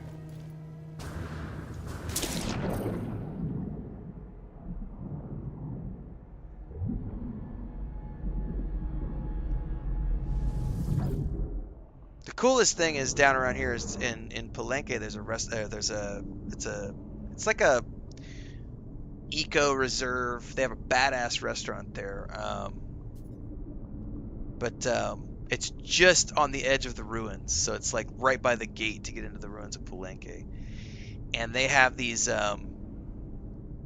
these little like hotel rooms. They're not really hotel rooms though, but just these little bunkhouses kind of things out in the jungle that you can rent, and they have various sizes. So a couple can stay in this one, a family can stay in this one, and you gotta get over being afraid of like bugs and stuff because they've got mosquito netting and everything else, but and screens and all the other stuff. But it's like the moment you open the door to go out, there's gonna be ants and mosquitoes, and there's gonna be tarantulas crawling all over the place. And literally what happens is you'll wake up at 4:30 in the morning because there's these monkeys right outside your window screaming. It's really cool because you're right up in it, and it also really makes you think about what some of these early explorers who went off into the bush had to deal with. Thinking because I grew up in Missouri, and that's I spent like 12 years in Colorado, but I grew up in Missouri, and the family went back to Missouri after years. And so in Colorado, you definitely have ticks and mosquitoes, but in Missouri, as an example, you have chiggers and ticks and also mosquitoes. And chiggers are like the worst thing ever. And in the summertime, it's horrible. You get eaten alive. And bug spray helps, but my brother and I have often had conversations about when the Civil War came through, what hell it must have been for the men who served on either side, because you're in full uniform, carrying all this shit, and you're going through like chest-high grass, and you're just getting eaten alive by ticks, chiggers, and mosquitoes. And then the guys who go through the jungle, and you're sweating, and you're just like, and then there's like snakes and spiders and plants that'll kill you. You brush up against something, and the next thing you know, you're curled over, dead. And jaguars, and then you go up in the mountains in California, and it's like bears and rattlesnakes and mountain lions and all these different things. Like it's love him or hate him, Louis C.K. has a bit he does on how lucky humanity, like how lucky we are as humans to have been able to escape the food chain, because every other thing that lives on this earth other than us is still at the whim of, you're either going to die from being eaten or from a disease. It's very rare that you'll ever make it to long old age. You're either going to get eaten or killed. Like, that's it. Eaten or killed. And humans have managed to get at that because we evolved, or whatever, however you want to look at it, with guns and intelligence, and, we've managed to escape. But we're still not that far separated from, like, the fact that there are still many creatures on this planet that could absolutely kill us and eat us, and do kill us and eat us in extreme circumstances. The deep jungle is a terrifying place, as is any deep mountains. Yeah, shit wants to eat you. Never forget that. Like, you are worm food for something somewhere. I swear I don't have a tick, guys. I have something like, I probably have a mustache hair that's like poking up into my nose. Probably should just go take care of it. I'm over here like that. Was he a philosopher? The one guy from Slovakia? I can't remember his name now, but he has that tick where he's always like grabbing at his nose. I'm watching myself in the stream going, wait a second. I don't have a tick, I promise. Chiggers were a nightmare. Yeah, chiggers are a nightmare. Mobile Journal says, shout out to fellow Colorado peeps. I haven't been. I went back in. My sister still lives there, in the Loveland area. Chris and I were just up there. I mean, not recently. I think we went up in 2000. I think it was the summer of 2019. It might have been the summer of 2018. Summer of 2018, summer of 2019, we were up, and we went for a few days. Went up to Estes Park because we hadn't been in years. Hung out. I like Colorado a lot. Install solar mirror.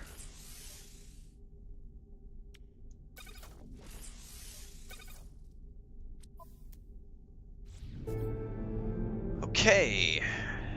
Use the high-powered sonar to locate survivors. Why didn't it keep tracking the quest? I do love the audio cue that you get when you complete a mission. It's pretty cool.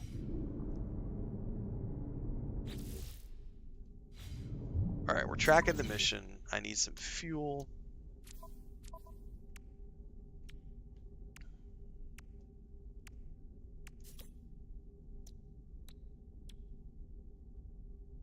Does one of these fill me to 100%?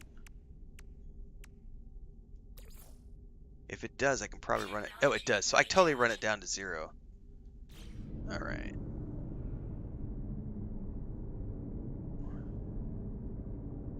Do I have a waypoint around here? Oh, I have to use it first. Use the high-powered sonar. Access the high-powered sonar from the quick menu. Use the high-powered sonar. Scanned for... Oh shit, what do I need to scan for? A freighter. The cruise log mentioned a freighter crashed in the deep ocean. Okay. Looking for a freighter. Sunken wreck detected.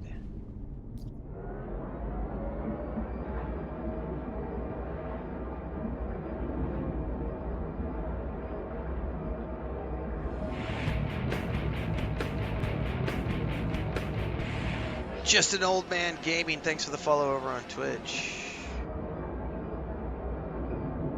I think somebody said the other day it's probably quicker to take your ship to these destinations.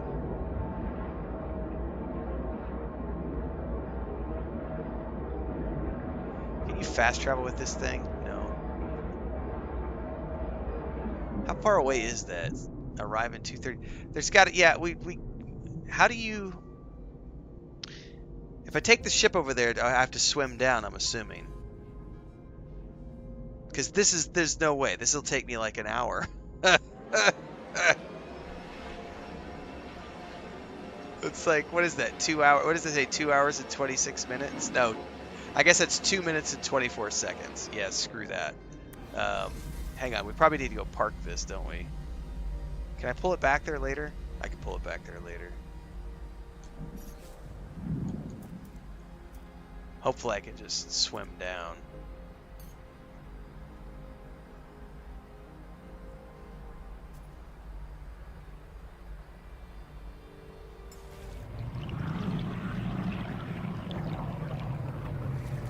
Yeah, Colorado is really expensive. That's one of the reasons. So I haven't done a, but since I know you're one of the people who's interested, I have no problem talking about this. I have a video on my channel, maybe a year and a half ago, 2 years ago, where I talked about why Chris and I choose to live here, as opposed to, like, we split our time, but we live, we pretty much spend most of our time down here. It's mostly, I remember when I left Colorado in 2007, I was spending, for 2 people, it was about, well, this was also, I used to run a construction company, so I had a truck and insurance and all of this stuff. But like the cost of living was like $6,000 a month. And that was back in like 2007 for 2 people. It was, and that was, not living high on the hog. That was, we were renting an apartment, but just the cost of everything had gone up. And then the healthcare is the big thing. I have no problem talking about this on stream. I have universal healthcare here. So Chris has like the basic one that everyone can get, which I had for many years. In February, they switched over to a new online system, and I've had issues getting registered because they use a 4-name system here, and I have 3 names. Dun dun dun. Everybody has 3 names. John Doe Raven, right? Well, here it's Maria, Louisa, Filipino, Jorge. It's like 4 names. So the computer forms won't accept a 3-name form, and so I can't and no one will help you outside of. So I've got the next level up, which is you pay for it every year, but it's what they give all the workers here in Mexico, and I still only pay. Um, what is it? I gotta do the math in my head real quick. It's like $60 or $70 a month or something, but that's everything included. Like no copays. It's unlimited prescription medication, surgeries, doctor visits, hospital rides, hospital stays, ambulance rides. Like that's all in there.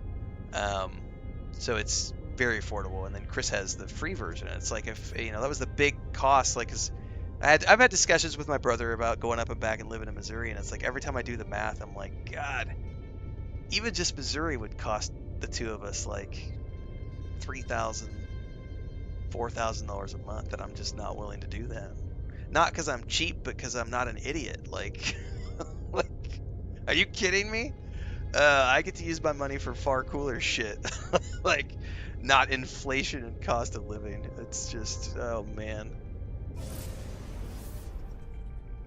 When I used to do public speaking a lot, that was like the number one thing Chris and I used to speak on was at the travel conferences was living like a local as a digital nomad. Just pick a destination. Every country on the planet has a major city that has high-speed internet, perfect medical care, great public transportation systems, and they will cost a fraction of what it costs to live in like the US or Canada or the UK.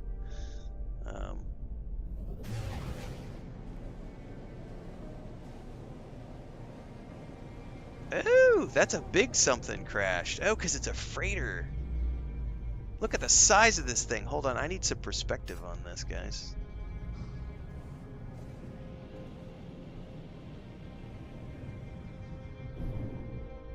Look at that thing. It's got the giant circle centrifugal thing, and then we've got the other part of it here. That's a pretty impressive wreck. All right, well, we're gonna have to land here and go for a swim.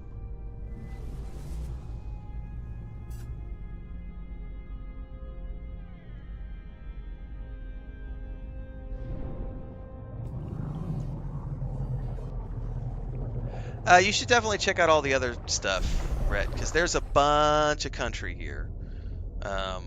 It's way too hot down here, in my opinion. Like, especially if you're wanting something more temperate. Look north. Like, Chihuahua's a really good state. Also, oh, I need to go look it up because I can't remember the name of the state really quick. Hang on, give me a second. Because that's where Chris and I are looking to buy long term. We're trying to find a mountain property up north. We could find a mountain property here because there's a place called San Cristobal de las Casas, which is like a tropical highlands. And it's really cool, but she would like a place that gets snow. And I'm okay with that as long as it's snow part of the year, because that's one of the things I got sick of living up in the high mountains and Steamboat was, you're snowed in for 9 months out of the year. And I don't want to do that, but 2-3 months out of the year, snow isn't a bad thing. So like Durango's a really good state to look at. And the costs are the same. Like you start looking in the countryside, you'll find plenty of stuff. I never recommend Southeast where we are because it's just too damn hot in the summertime. Like it's not bad right now, but like April, May, June, when it's 115 degrees out and your electricity goes out because you're out in the middle of nowhere and the grid sucks and it's even though it might only be 12 hours that the power's out, you have never experienced misery until you have sat through a power outage when it's 115 degrees outside and there's no wind and you can't turn on a fan and it's just because there's no power. It sucks like you would not believe. That is one thing we actually have joked about it. Like we're getting to the point where it's like we should just get a generator or put solar up because there are happy mediums.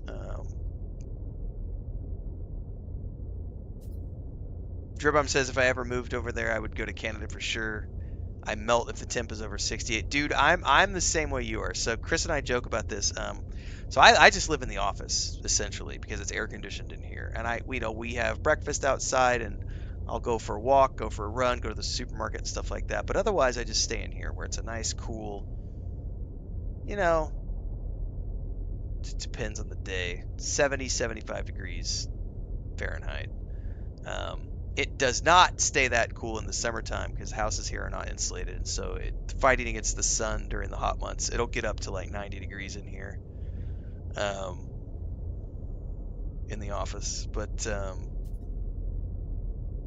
yeah, definitely look at other places, Brett. Don't just do it just because you've heard cool things about where I live. It's a big country, and you can find similarly priced stuff all over the place. Um, I personally really like Durango and parts of Chihuahua because it has sort of that arid mountain space. But there's also Oaxaca. Oaxaca is, especially if you like good food, Oaxaca is one of the really cool places to go for gastronomy. Like the city of Oaxaca in Oaxaca. Um, it's obviously more of a populated place, but you could go anywhere in Oaxaca and find really cool stuff. Also, the entire region around Puerto Vallarta. Puerto Vallarta is obviously very touristy, but you drive 45 minutes in any direction from Puerto Vallarta, and you're getting that same mountainous landscape and temperature without all of the tourism. And there's plenty of stuff in that area as well. I really like the Puerto Vallarta region, Puerto Vallarta, Nayarit. Um, and then you've got the beach. The beach is 45 minutes away, but you've also got the mountains, so it's like you can combine the two. Um, you know, there's a lot of really cool places.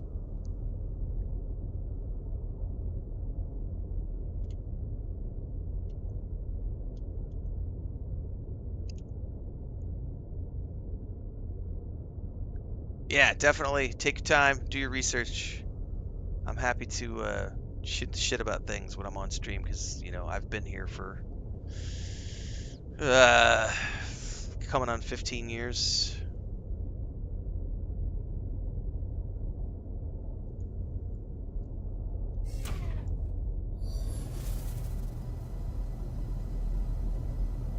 I know my brother's really trying to get me to build something up there. That may happen. We'll see. It's an interesting idea doing like a tiny home up there or something. I've also talked about just like getting a RV, parking it on location. Distorted voice. Located the wreck, but the ship's computer was a washout. We salvaged what supplies we could and left. I don't want to be nearby when the water eats through the reactor housing. Tidal patterns here are increasingly strange. The water has risen rapidly, but we are yet to see it ebb. But we could return and salvage more when the water falls away. The survivors made it back after they got the freighter, but moved on soon after. I will have to do the same if I find them. But before I leave, I should make one final search of the archive. There are no more clues, but I do locate blueprints for an aquatic construction module. There's no one here to rescue, so I shut down the beacon. Oh shit, I just got a whole bunch of stuff. Glass tunnels! Ooh, for underwater. Oh, that's cool. I'm gonna have to start making glass. Large glass panels. Moon pool floor.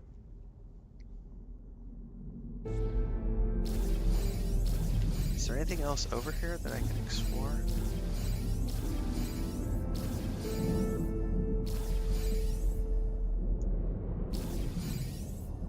don't see anything at quick glance.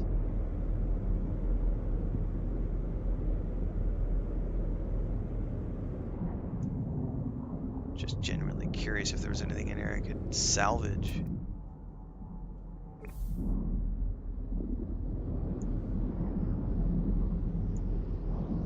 Does this go in somewhere? Oh, I'm hitting a collider somewhere. Yeah, there's definitely a collider there. Boo to colliders. Boo! Have I scanned all these critters? I have.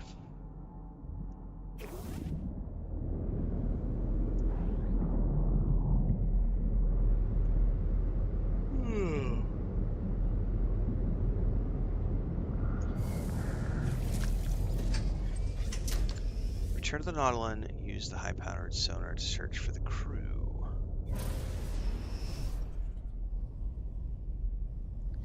You know, one of the best things I did was install that regenerative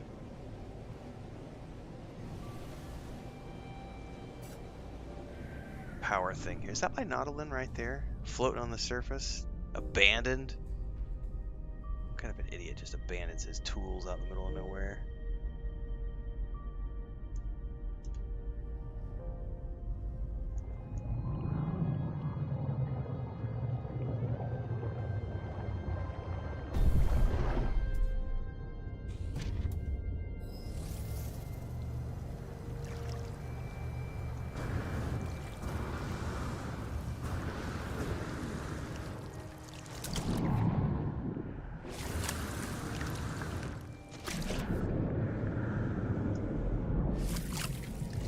Alright, we need to search for the crew, it says.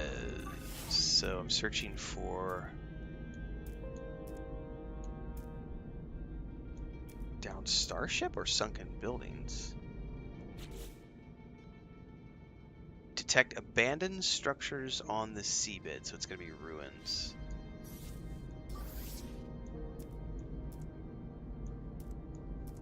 Well, I guess maybe sunken buildings, sorry. Potential. Okay, so we can get out of here. Oh, did it desummon? Okay, never mind. Never mind. I thought it desummoned my ship.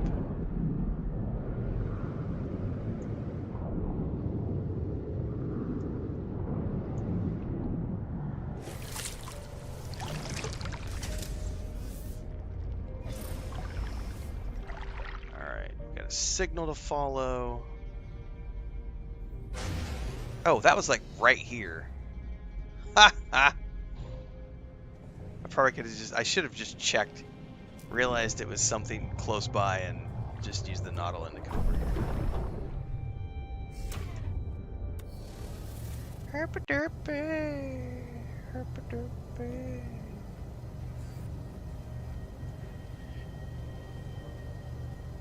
Rest says, we just like to move, build modestly, not to worry about money for fears, but get everything figured out. I mean, there's definitely quite a few places you can do that down here. The other thing too, I think you mentioned your age at one point. I don't remember, but I would say also if you have that amount, or in that, and you decide that this was a place that you wanted to, the migration process is super simple. The only thing they give a shit about is like how much money do you have in your bank account if you're retired and you're a pensioner. I initially did my immigration stuff through because I was a freelancer for years, like from 2001 I think I freelanced, and so I just went in and gave them, I think when I first did it, this has been years ago now, they only asked me for like 6 months I think of income statements, of like bank statements, and that was enough to get me the temp visa, the temporary resident visa, which lasted for 5 years. I did have to renew every few years, and then at the end of it, right as the new president came in and everything else, and they got rid of the renewals every year, and you can just go straight in and get a 5-year temporary residency visa right out of the gate. And then as soon as you finish the 5-year, you can then go straight to the permanent residency. And all they do for that is they ask once again for bank statements, and as long as you hit the minimums, then you have permanent residency, and it never goes away. There's no limits on how long you're out of the country for. If you need to go away for 6-8 months, there's no limitations on any of that, and it allows you to do everything other than vote. But I mean, even you don't need any paperwork to like buy property. Like anybody from anywhere in the world can buy property and have rights to the property. It's really cool. Mobile Journal says, just want to say I love your vibe, dedication. Glad you got a number sky. It is it. I like to remind people that this is not me becoming a No Man's Sky streamer. I have been a variety streamer for years and years and years and years and years and years and years. This is a window of time. And I know we have a ton of new people in this channel, which is always awesome when we get a big wave of interest around a specific game, but I always move on. Some games stick around long term, and there's enough things that I want to do here with base building and everything else, but I've been very clear with people that as soon as we get to Star Wars Outlaws, I'm not going to be streaming this every day anymore. This will be like a 6-week window. I've done it before with like Dragon's Dogma 2, Baldur's Gate 3, Rogue Trader. Anytime I do a big game, we get 6 or 8 weeks out of it, and then we move on to do the next one. And then in between that, we often there might be 2 months of little games that we do.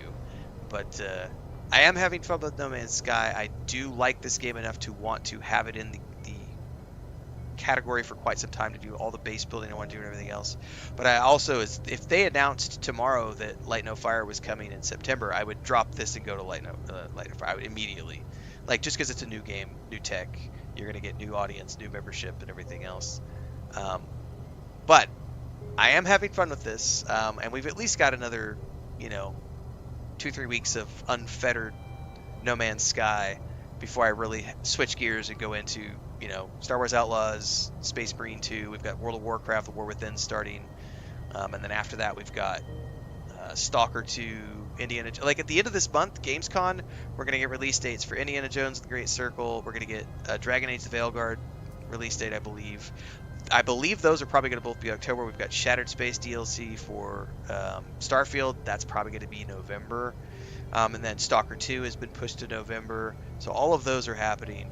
And those will be priority number 1 when those are active. In between those releases, I will be, assuming there's nothing else distracting me, I will be coming back to No Man's Sky and working on this in between all of those other projects. Just for those people who might be new, I talk about it once every couple of days, but I just like to remind people so that they don't get to the end of the month and be like, motherfucker, quit playing No Man's Sky, what the fuck? No, it's because this is just part of we're just riding a wave right now, man. I paddle out and I ride lots of waves. Trebom says, if you dig, you can find some lockers with stuff at freighter crashes. Oh, that's cool. You got to get all 5 freight cargo chests, then you can unlock a freighter module from the orb in the center, says Mobile Journal. Oh, interesting. Brett says, if I try to buy property, I have $250K in the bank, and my wife and I are both making extra dollars online. Yeah, you'll be fine. Unless they've changed, I don't know what the minimum requirements are anymore, because it's been years. I haven't had to do anything since 2015. That was when I got my permanent residency. Once you have permanent residency, you no longer have to do any of that shit. So I remember at the time, I think it was like they looked at, like, if you have assets, they look at your assets. Otherwise, it was just look at your bank account. If you're retired, if you're a pensioner, if you were a freelancer like I was at the time, they just want to see your monthly income, bank statements and stuff like that. But it was like, if you weren't working and you were past a certain age, then you could just show them your lump sum or your assets. And I want to say it was something ridiculously low, like 150,000, or it was a very low number years ago. I don't know what it is now. That's something you would need to probably talk to a immigration lawyer about. They'll know more. Brett says I'll hang out no matter what you play. Thanks, man. That's the goal, is to convert everybody.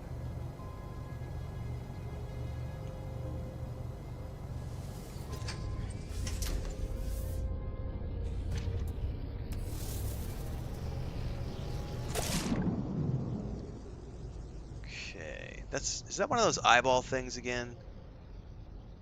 It is. Someone said you can only shoot those when the eyeball is looking at you.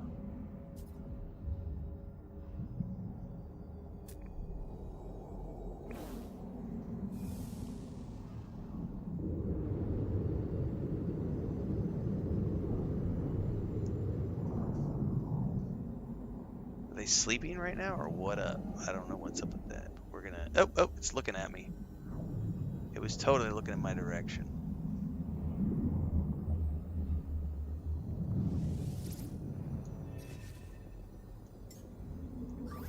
Technology recharge. Technology recharge.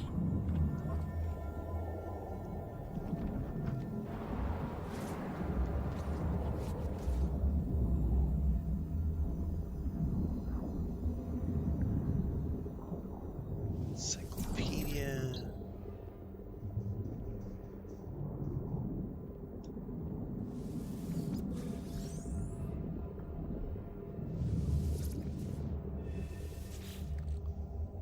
Residual goop. Residual goop. Log accessed. Signal echo distorted. Recovering data. Breach event. It was my turn to dive today. Once again, nothing of interest. Nothing but kelp and rocks. The water has yet to recede. Some of the crew have been taken to swimming without their suits. It looks so inviting. It's probably deadly. Trace the survivors across the ocean. Which means I probably got to go back to my little... Oh, I'm hitting a collider for something here. How dangerous are these eyes, guys?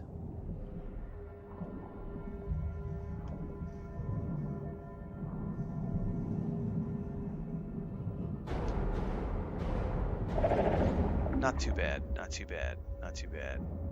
Is it lootable? Hypnotic eye. Okay, that wasn't nearly as bad as I thought it was going to be. Oop, oop, oop. But I'm assuming... Ah! I'm assuming you just got to be really careful with that. I'm going to go play around with weapons at some point, because I totally would like something that's a little more rapid fire than that. But because I suck so bad at aiming, that little scatter blaster has been great for me. By the way, can I harvest these things off the side of you? Ooh, you're one of the minerals I need. Hello. Hi there. Can I pull these little turquoise barnacles off you? Nope.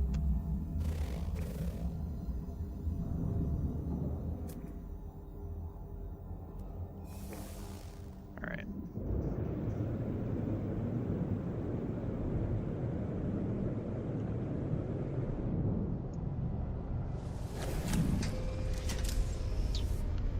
Okie dokie.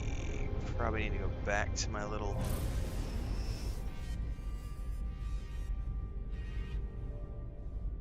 subnautical creature thingy. He's over here. Where's it at? My nautilin. That's not it. Where are you at, nautilin? I went in the wrong direction. He's right over here. I was looking at the wrong camp icon.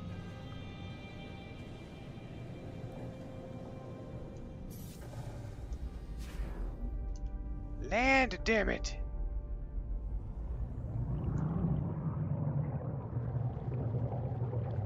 Oh, I get that every once in a while.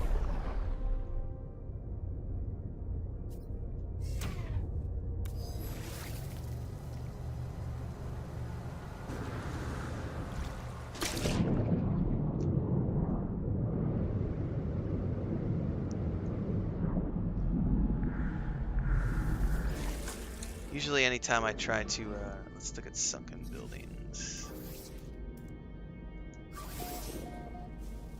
Follow the sonar. Let's see where this one is. If it's close, I'm just gonna go there in this thing. Ah, come over here. Come on, come on, come on.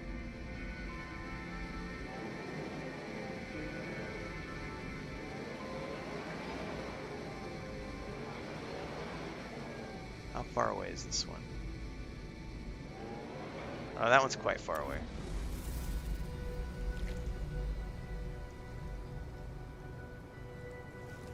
Yeah, I'm no good at aiming miner. It is what it is. I'm also no good at like placing structures with the mouse, with the console. We found out earlier tonight. At least in free mode, because I was trying to line things up that just was not working. That was painful to watch. Guarantee you. Somebody's gonna watch when those get pulled out as episodes. Somebody's gonna watch that second one and be like, "What the fuck is this guy doing? Why is he putting this on YouTube?"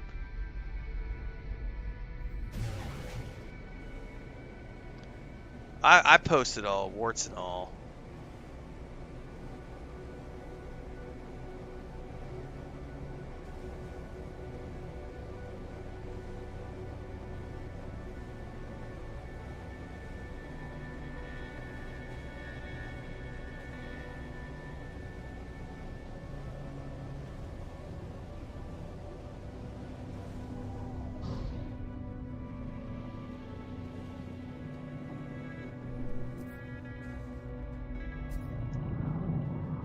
I think I overshot that. What's up? Do you need to charge your phone or anything? Huh?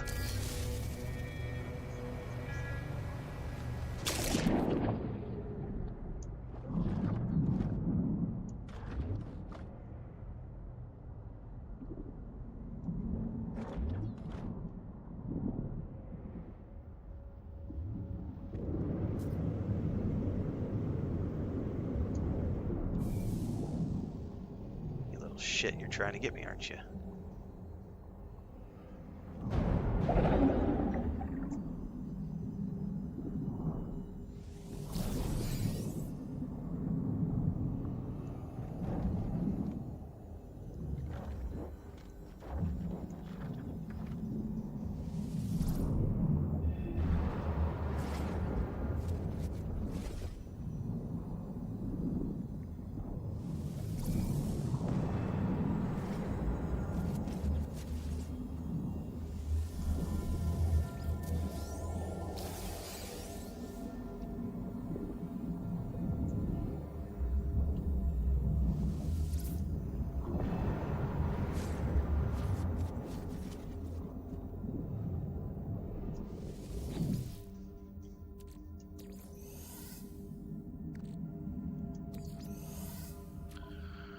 Alright. Log access, signal echo distorted, recovering data, read log.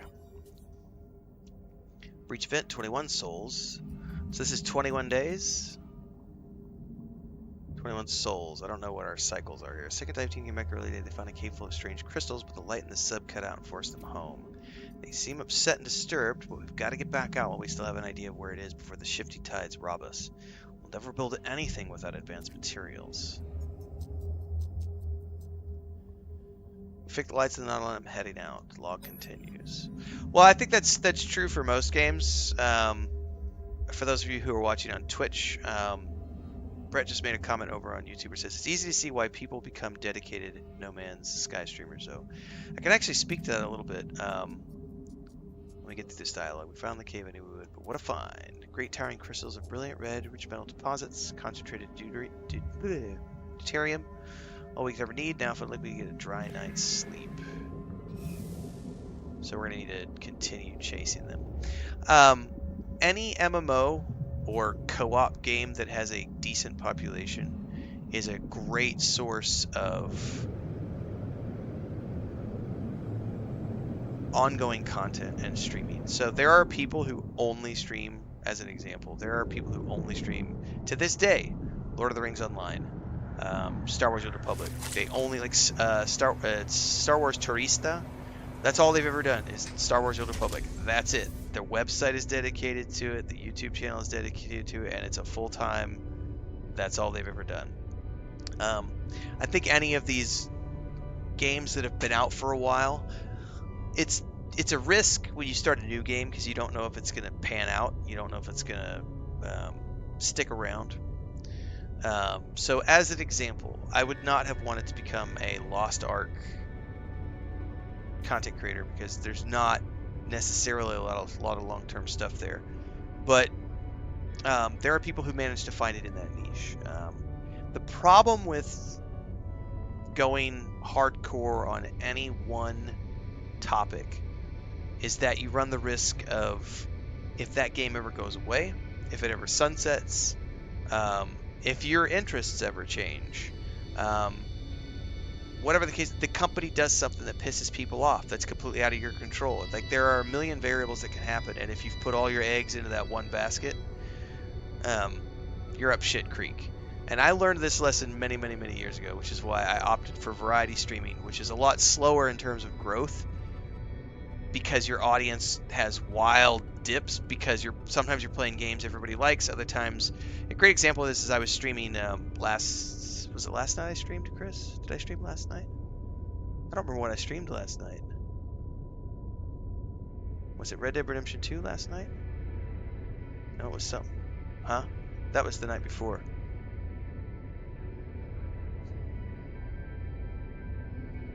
Even Chris doesn't remember what I streamed last night. So I'm getting 50, 60 people when I stream No Man's Sky. That's a good number for me. That's the same as like when I was doing Dragon's Dogma 2, Red Dead Redemption, or excuse me, Rogue Trader. But like I streamed something last night, can't remember what it was, and I had like 6 people watching. Now I don't have to worry about that because I'm financially secure. Other people have to worry about that. And which is why you see these guys who are always chasing and I do have to be conscious of it to some degree. But if I have one thing that's popping off, I can be a little more creative where I need to be. But it's a much slower growth rate. Um, but it would be easy for me if I wanted to right now. The problem is, when is fatigue going to set in? Because that was the thing that happened. What I've seen with my audience over time is that generally speaking, at about the 2-month mark is when I start to. If I haven't reached the peak by 2 months, I usually peak out around 2 months after I start any big project. Because you'll get to a point where the audience kind of says, well, we've got all the people we can get, and now it's a struggle to like, how do I break to the next level when you're doing only one project?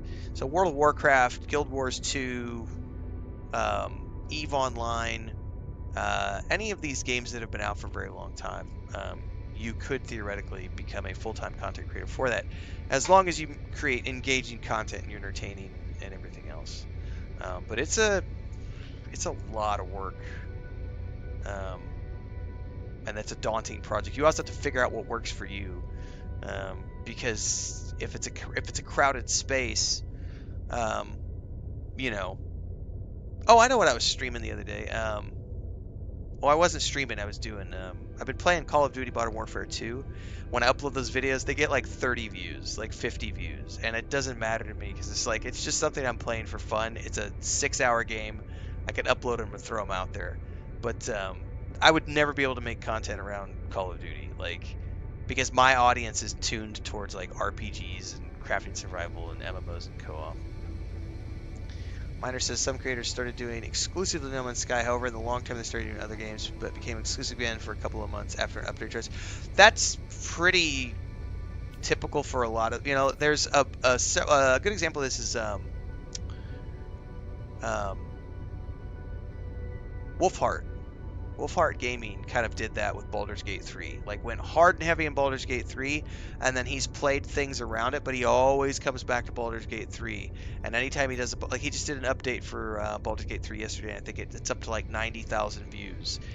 But he'll go play other things in between Baldur's Gate 3, but he always comes back around because that one was a major thing for his channel as an example. I think I could lean into that if I wanted to, but I've generally tried to mirror what Code Carnage has done, which is just always keep moving. You know, you'll have waves, but just keep on moving. I did have a discussion, I think with Bubbleonia maybe about 6 months ago. I was like, it would be really easy for me to go full time on like World of Warcraft because it's a 20-year-old game. And I get pretty decent views around the videos I do in the streams. Not the streams so much right now because we're not streaming regularly. But when I am streaming World of Warcraft regularly, the views are pretty good. I'll get 40, 50 people during the live streams, and it's always growing. And there's 20 years of content for me to back farm. Same thing here with No Man's Sky. I've got 8 years of content that I can back farm. So in terms of if I wanted to go full time on No Man's Sky, I probably could. Given the fact that this has popped off with my channel, not every game pops off. Some games you don't know. Like I really wanted Final Fantasy Rebirth to pop off, but it did not for my channel, so that was a one and done. But you know, there are games you want it to pop off, and it's like audience moves on, they go do other things. It's all good. Brett says when I start streaming, it's going to be mostly focused on genres, not titles. That's not a bad way to do it.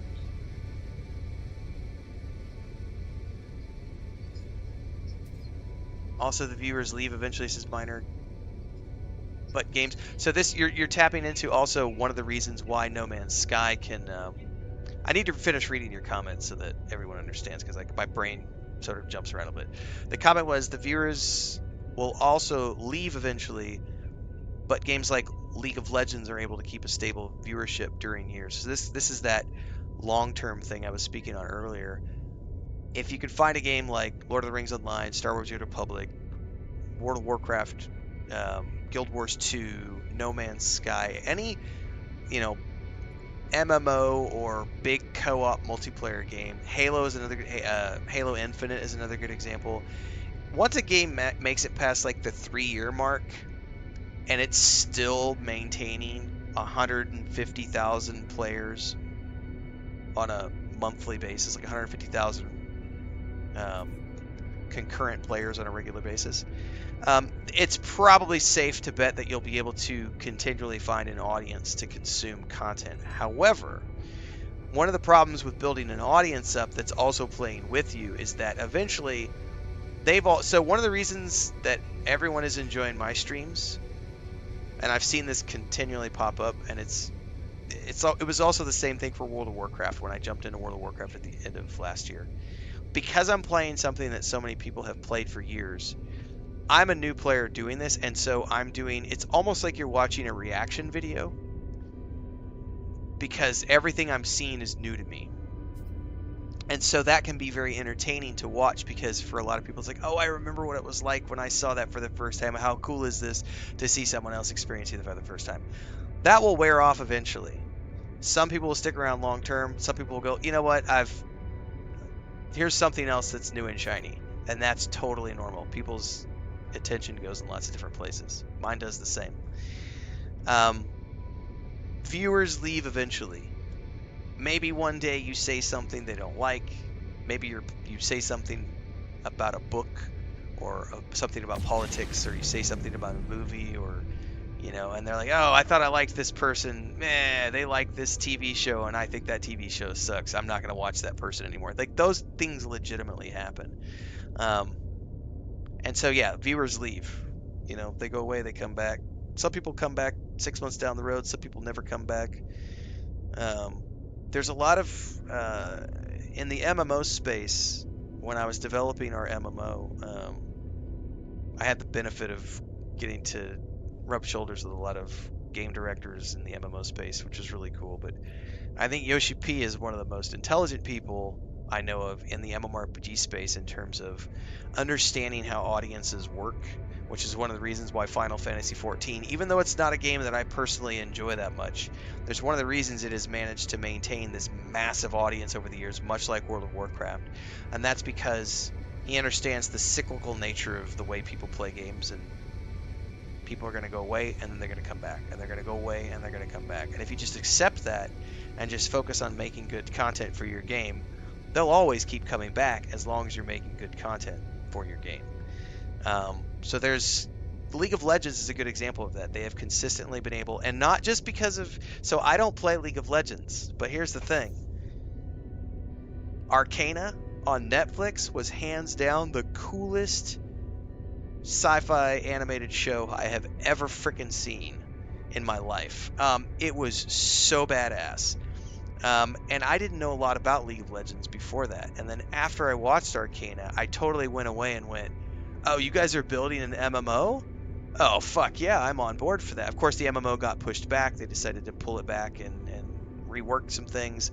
But it got me into the lore of League of Legends and understanding more about that and what that is. So there are franchises, too, that transcend just the video game. Halo is a good example of that, too. Halo has transcended the video game, and it's moved into comic books and novels and TV shows and YouTube series and film adaptations that have come and gone but never ultimately reached fruition. I'm totally off the original topic, which was No Man's Sky being, uh, someone to be able to, only make No Man's Sky content. But that's one of the things that fascinates me about games that are older is that someone like me can come in and find lots and lots and lots of stuff to do, and then someone who has played it for 8 years, they've evolved with it. There are people out there who have been playing World of Warcraft since it very first came out 20 years ago. So I'm always impressed by the staying power of people who are able to just stick with something for that length of time and make a career out of that only that one thing. My terror is that if that one thing were to ever go away, is your audience, because we've seen this happen with some content creators, like is your audience like think about the people who played WildStar. You know, there were so many content creators who got into WildStar, and that was obviously before streaming was a thing, but people were still making lots of content around it in terms of uploading content, making guides and let's play series and everything else. And then when that went away, you had dozens of content creators who's just their entire audience is suddenly left wanting because there's no longer anything for them to watch, and then they don't have anything to create. And it's like, well, where do we pivot to? What game is like WildStar that our audience is going to want to watch, that we're going to be able to continue on the same path with? And then there's other guys who just, it doesn't matter. Like Myth, I think is his name. Like he went from being like this Fortnite streamer who used to get like 160,000 people watching him live, and then years later, I think he's in the. I don't know. I think it depends on the game, but I saw a video recently talking about how, he only gets like between 50 and 150 people watching his live streams now. And some people look at that as a failure, but it's like he made all the money he needed to make. He did what he wanted to do, and now he can just do what he wants to do and not worry about the viewership and just have fun with it. If you can do that, that's great. But I'm rambling and ranting, guys. Sorry, you got me off on a tangent. Um, uh, there's a lot of stuff in No Man's Sky. There's a lot of content here. You've got exploration, so uncovering new planets and all that other stuff. There's also the base building. There's the combat, space combat, the ship skins, like being able to make different ship colors and modify ships. There's the freighters, all the freighter stuff. There's the underwater stuff. There's suborbital stuff. I don't know what else is coming down the pipeline with Worlds Part 2. Someone is saying rumors is like more underwater ocean stuff. That would be really cool. Like, so the fact that they're taking technology from Light No Fire and bringing it into No Man's Sky that's what impressed me enough to make me want to try this game, was them saying we're doing this. And I went, oh, well, if you're actively updating this game, it sounds like I need to get out there and play this. Because there's so much content here that I could take advantage of. I didn't know it was going to hit it off. I just was planning on doing something on a one-off, and then it happened to hit, and I went, well, fuck it, I guess we're running with No Man's Sky for a hot minute. Beavis says, have you ever thought of doing a series of streamer content creator advice videos? I have done in the past. They're not something that usually get a ton of views, so I don't do them very often. I do have, it's behind a paywall, but on YouTube, I do analytics updates on the channel. I haven't done one in a few months, but typically I'll do one every quarter, sometimes more frequently than every quarter. I'll go in and do an analytics update, and I'll talk about my content strategy. How did I get to here? What did I work on that got this traffic over here? What did I work on that worked over here? What did I work on over here that didn't work? I do a lot of that stuff on YouTube for the members. So if you're a channel member on YouTube, there are a back catalog.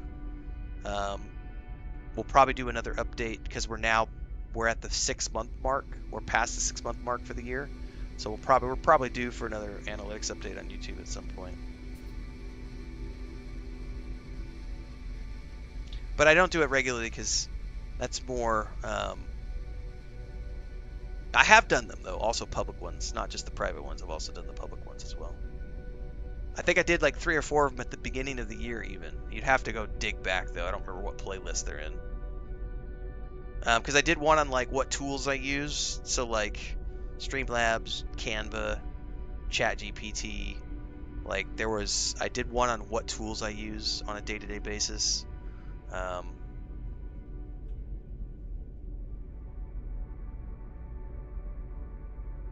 Miner says hundreds of unlockables from expeditions. Yep. All right. I think we have to go back to the Nautilin, right?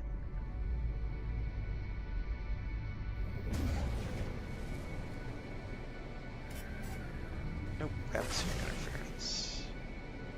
Yeah, they're buried somewhere though, Beavis. Well, the public ones are buried somewhere. I think the last one we did for the members was, I'll go look at YouTube here in a minute. I can tell you. Probably 4 months ago, 5 months ago, something like that. I was supposed to do one for June when I got back in July, and then I totally just spaced it and I never did it for July.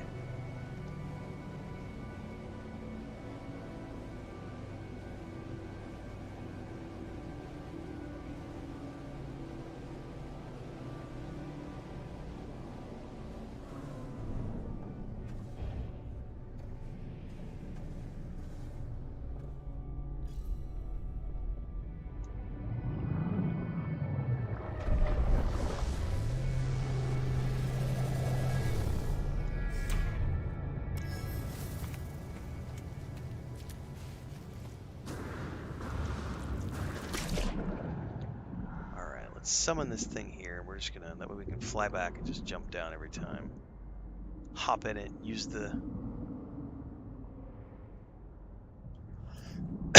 excuse me.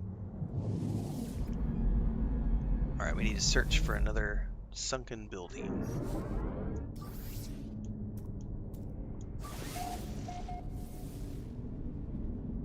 Ooh, I see a mineral in front of me that has not been analyzed.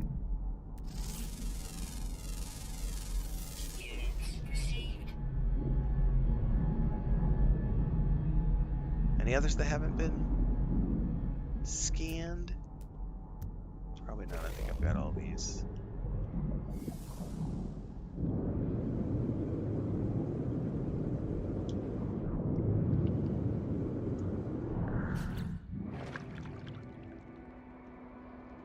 I never did check out what this was. Oh, it was just a pulse engine upgrade.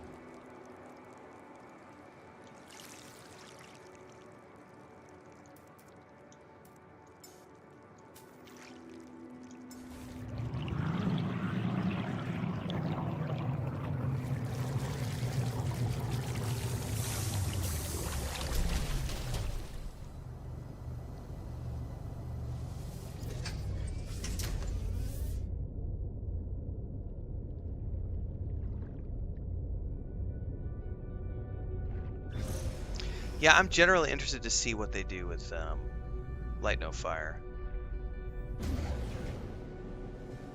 Because they have to, one of the things they do here is you have infinite planets to explore, right? But they're keeping it to one planet. They've talked about it being Earth-sized, I think.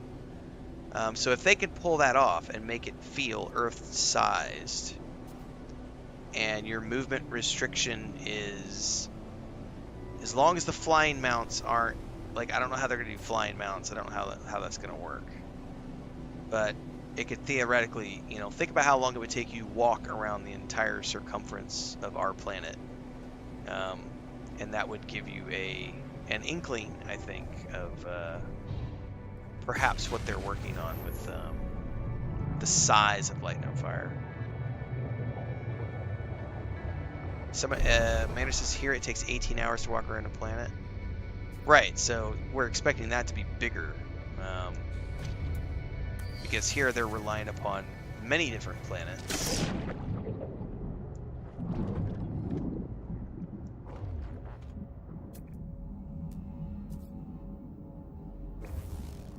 It's definitely the eyeball I want to shoot.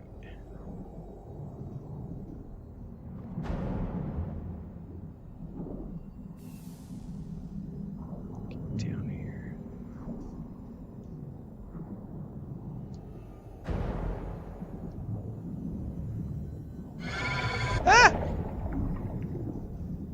That was a terrifying sound effect.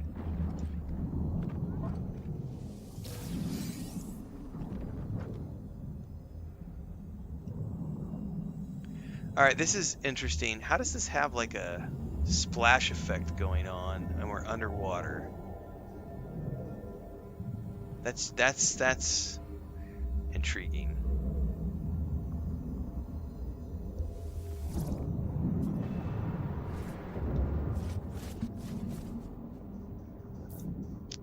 Okay.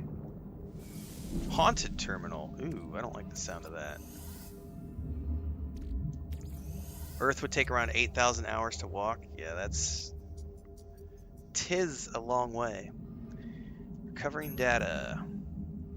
Log 0328A breach event 98 souls. So is this 98 years or 98 days? What are souls as a unit of time? What do souls represent in No Man's Sky? Are they days or years? And while we're answering that, I need to go check some over here.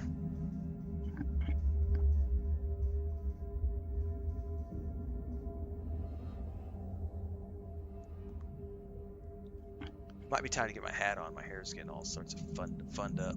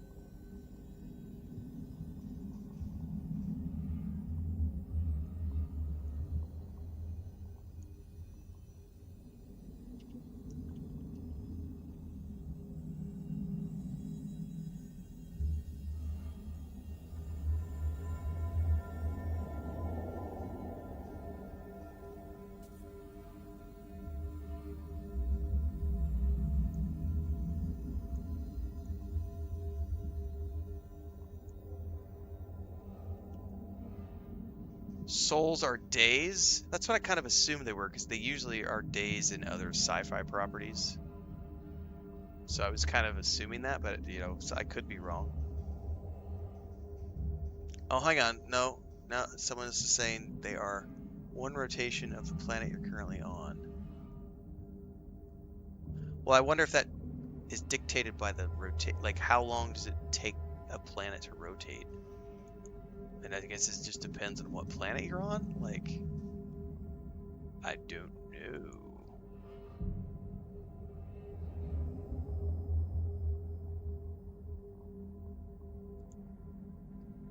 I cannot answer that question.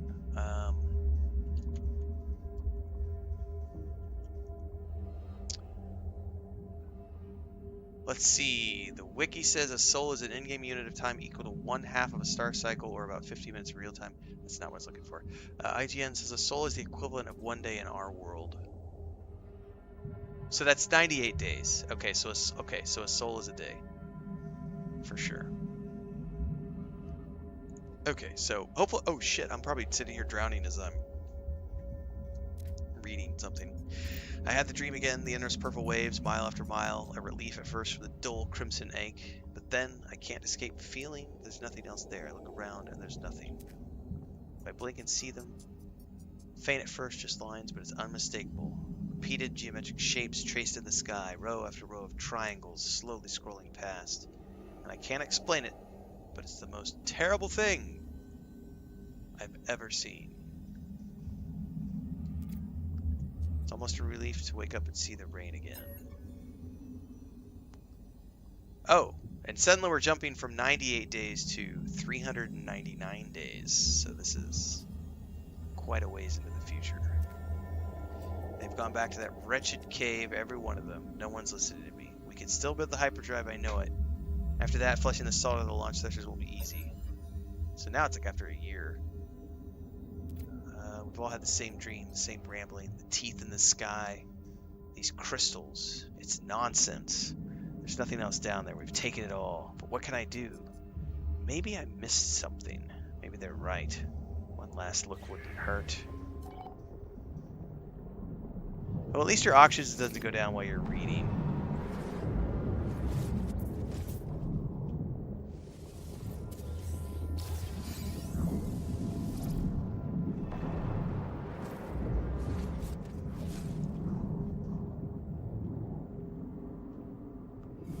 Oh, there's another box right there. Oh, hang on. It just said use my scanner. Oh, and then, but that was for something different. Now it says exploring the Nautilus. That was weird. All right, is there anything?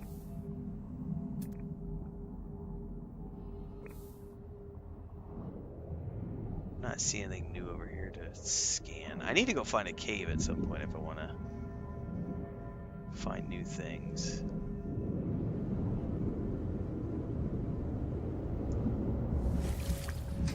All right. Well, the yawns are starting. It's getting close to my bedtime.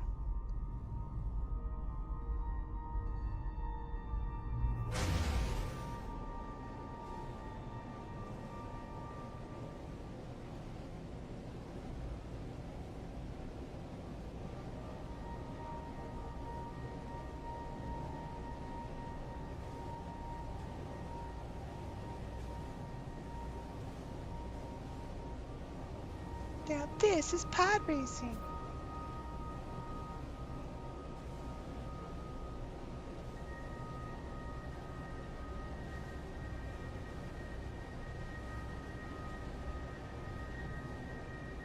Do I have the balls to make this happen? Can we do it? Oh! No, we can't.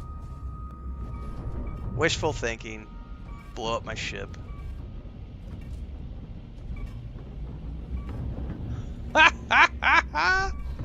Oh, I wanted to fly under it, but the colliders. Boo! Boo colliders. You ruined it for me, man. So disappointed. So disappointed.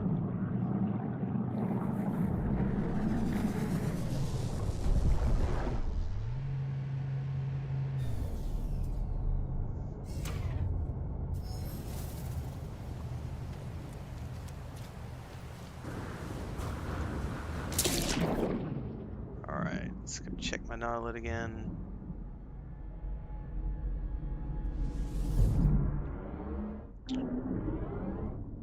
Use the scanner to search for the crew. It said several searches may be necessary. Ooh, what are those green ones that are showing up on the map? Crystal sulfide.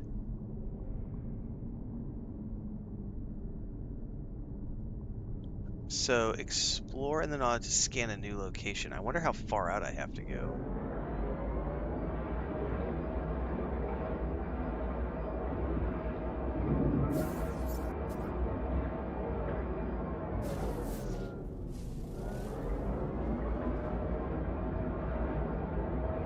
Wow, so I'm able to scout. Now I can actually scan for stuff down here. The question is, though, I don't have any way to harvest these things yet, do I?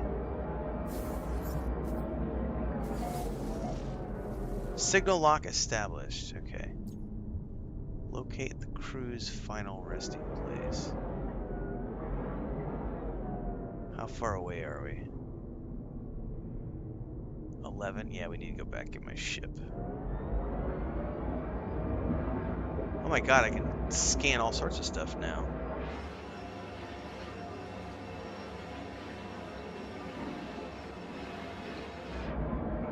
Alright, I always lose my parking spot down here. Where's it at?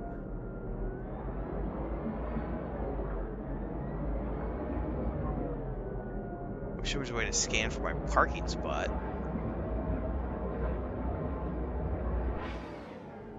Whatever. I know it's right behind me. Where's it at? There it is. I see it. Okay.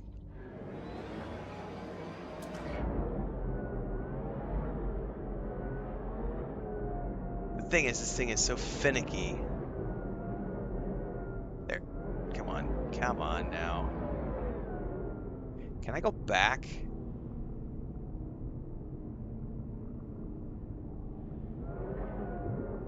There's no way for me to, like, turn. The problem is, I do not like the way this thing drives. I'm not gonna fuck with this. It's too finicky.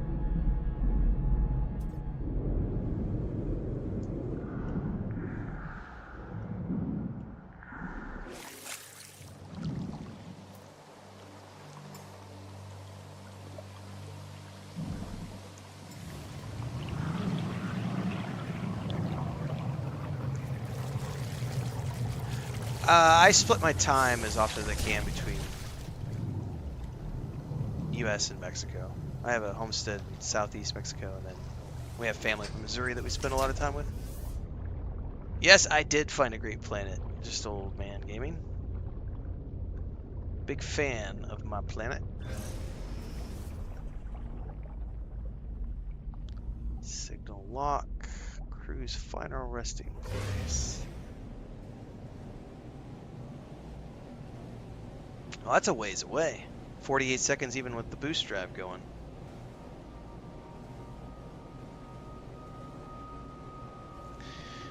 Chris and I spent a lot of years. We lived in Cancun for 8 years.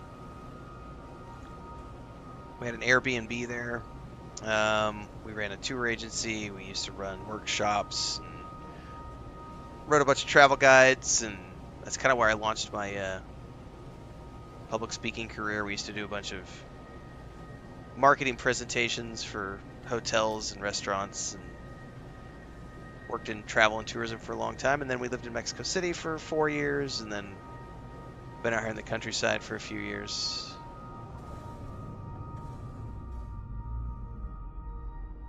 And then we go up and help out at the family ranch every once in a while. Stay up there. I think probably long term we're going to start splitting our time 50-50. We'll see.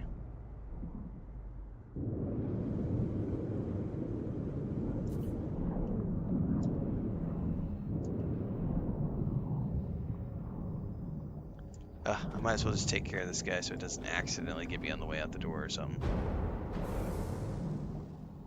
Come on, look at me again. Look at me! Look at me when I'm talking to you!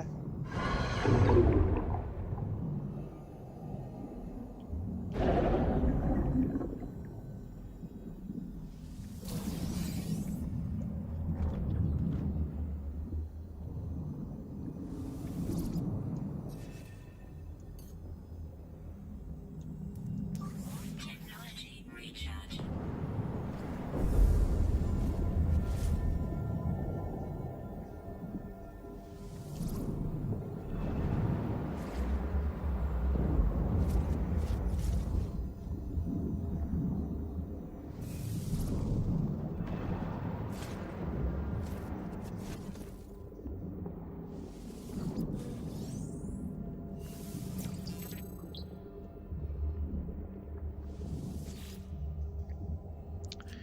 Alright, recovering data. Trapped. The sub-reactor's leaking. It grabbed me, but they're dead now. Their eyes are all shut. I think my leg is broken. My hand hurts. If I could just find an air tank, I could still get back home. Recording continues, but it's just hours of scratchy silence, the static of the currents. I have a haunting sensation of being watched. I wonder who this crew really were. It seems I will never find out.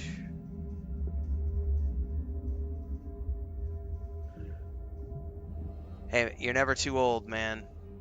Don't worry about it, Miner. Like, I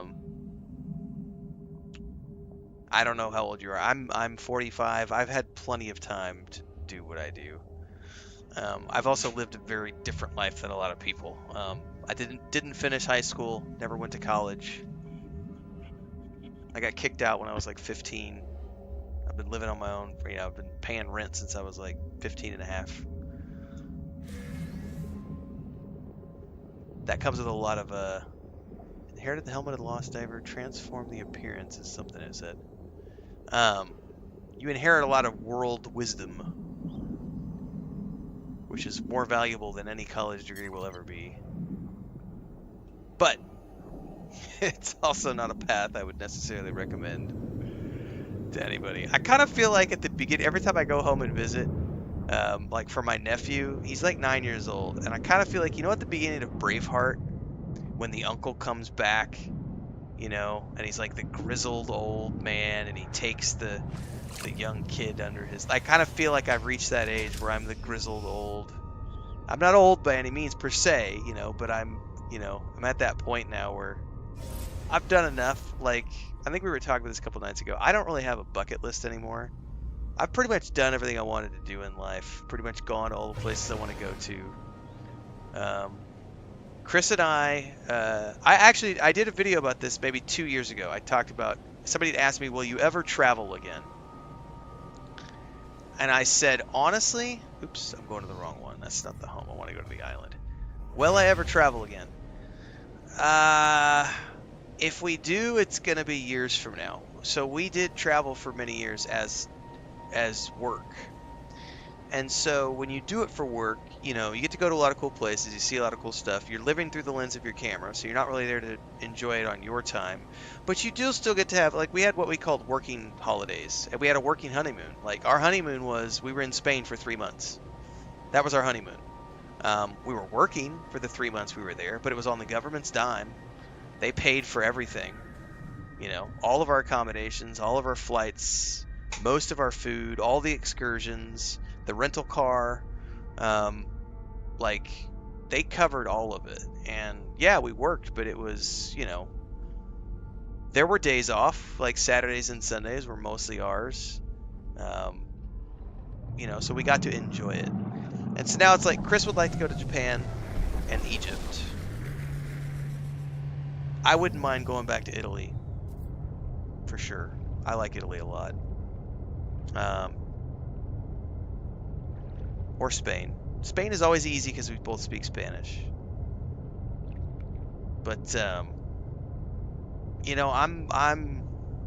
have lived a very colorful life, a very interesting life.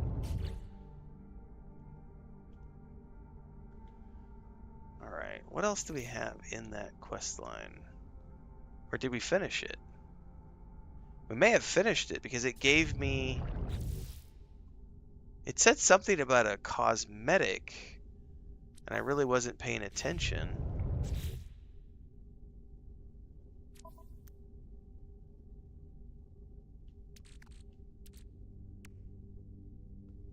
I need to probably go look up what it told me that I got, because when I talk, sometimes I don't pay attention. I could swear it said something about crafting a cosmetic item, like a helmet or something.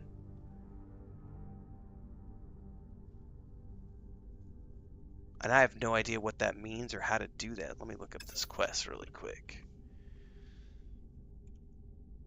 Yeah, I didn't have any family support either, Brett. It's totally doable. This is my. Let's see. I went from the construction company to a writing business to the travel blog, which became the travel blog became a much bigger thing. That became an overarching umbrella that housed writing guidebooks, doing photography, doing videography, doing public speaking, doing marketing engagements, doing consultations. Chris and I, the 8 years that we lived in Cancun, we ran the Airbnb for about 4 of those years, and Chris did tours and stuff. And then also in between that was we got rid of the website and everything, but we used to run something called Cancun apartment rentals. So we had a consultation agency where maybe about half a dozen clients a year would come in.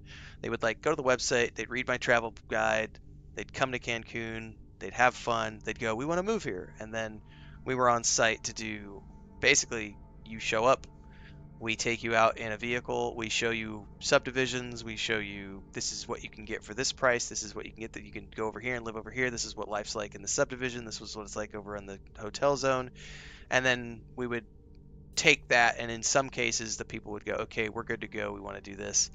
And in other cases, we would go beyond that and actually help them find an accommodation, like actually help them find like a rental unit and stuff. And then it was all commission based, and it was, a percentage of what their final rent cost was, like whatever their lease deal was or their rental agreement. We got a percentage of that on top of our upfront fee. We've done all sorts of stuff along the way. I've done game dev. I've founded 2 game studios. We launched an MMORPG. I've launched a tabletop book. I've written like I think 12 travel books, and then I've done 2 fantasy novels and a sci-fi fantasy anthology. I just started doing this for a living 2.5 years ago. I've always done gaming and stuff, but this was me. I got done. I was doing marketing for like 6, 7 years as, kind of the main thing for travel companies. And the last startup I worked for, um, just they got bought out by investors, and I just was like, I don't want to go do freelancing anymore. I've been doing it for, you know, 20 plus years. I'm done. I also grew up on a dairy farm, was homeschooled for several years. My dad had a construction company and a dairy farm, so he was a third generation ceramic tile and natural stone contractor. So I grew up from the time I was like 4 years old, bucking hay, driving tractors, shoveling cow shit, milking cows, working with the vet, and just working from the time I was 5. So I think by the time I got to 40, I was like, I'm done. I've had my time in the workforce. I'm I'm ready to be done. Um, Somebody at the door? Who is it? Is it Lucas? Oh, it's Smeagol crying.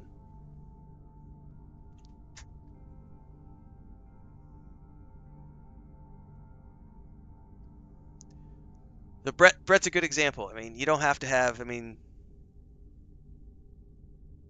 multiple businesses, wife and kids. The only thing we don't have is kids. We don't have any kids. Um, it's a little different.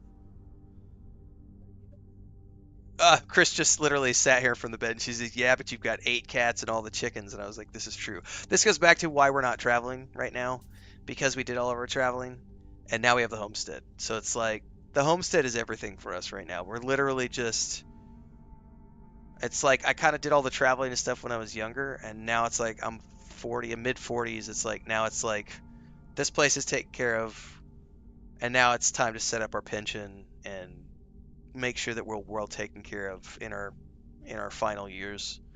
So we are literally just hunkered down in work mode. I've talked about this in a few places, also in our member videos on YouTube.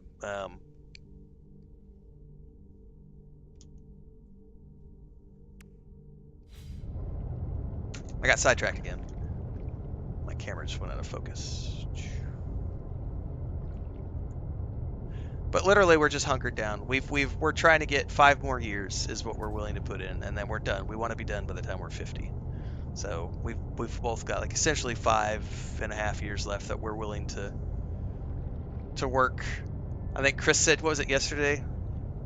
We're no longer so up until this year, we would walk to the grocery store and we would come back loaded up with a 10-pound bag, a 10-kilo bag, a 20-pound bag of cat litter in one backpack, and you know, groceries in each hand, and we just walk back because we're fairly fit. I'm more pudgy than my wife is. My wife is a beanpole because she works outside all day. She literally just works with the chickens and the yard and the cats. She does all the cooking and most of the shopping and walks around all the time. And I sit here. I still am active pretty much every day, but I think it was yesterday or the day before. It was like, yeah, we're not carrying stuff back anymore. We're doing taxis from now because we don't have a vehicle, so it's like we don't need one. But it's like, so we're no longer carrying all that shit back. It's like we've graduated. We have now graduated to if it's just a few blocks away, that's one thing. But like the closest grocery store is about a 20-minute walk. And so it's like, yeah, we're taking taxis back from now on. uh,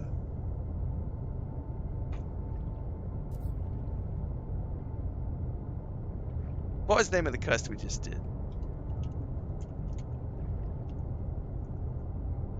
Dreams of the Deep. I want to see what that final reward was because I missed it when it crossed across the screen. The lost bathysphere helmet. That's what I missed. So what is that?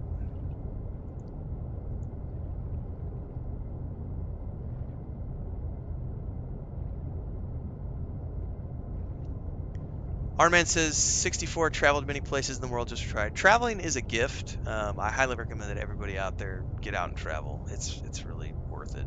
Brett says I was homeschooled for some years as well. Not my, and the problem was, so my sister is homeschooling, but my sister's homeschooling for good reasons. Um, my parents unfortunately homeschooled me because they were terrified of the world because they thought it was an evil place, and my parents were like, for better or for worse, you know, everybody makes mistakes. It's all good. But like my parents were definitely in that religious bracket, and they moved us out into the middle of the woods and put us in a, you know, private school for a few years, and then it was a very religious environment, and then wanted to homeschool us because the world was evil, and those were not fun years. Several years of being homeschooled because the world was a bad place, and I had no friends, and my only escape was the library because I could get fantasy and science fiction novels and like lose myself in those. Miner says my cousin always says no one leaves alive from this world. I always keep that in my hearth. It's very true. Haley Geek says happy to see you in one of my favorite games. I'm having a lot of fun, Haley. Glad to see you here. Michael Perigo says crazy me. I was just in my 20s. Now the 30s go by so fast. I'll be 40. They do go by fast, man.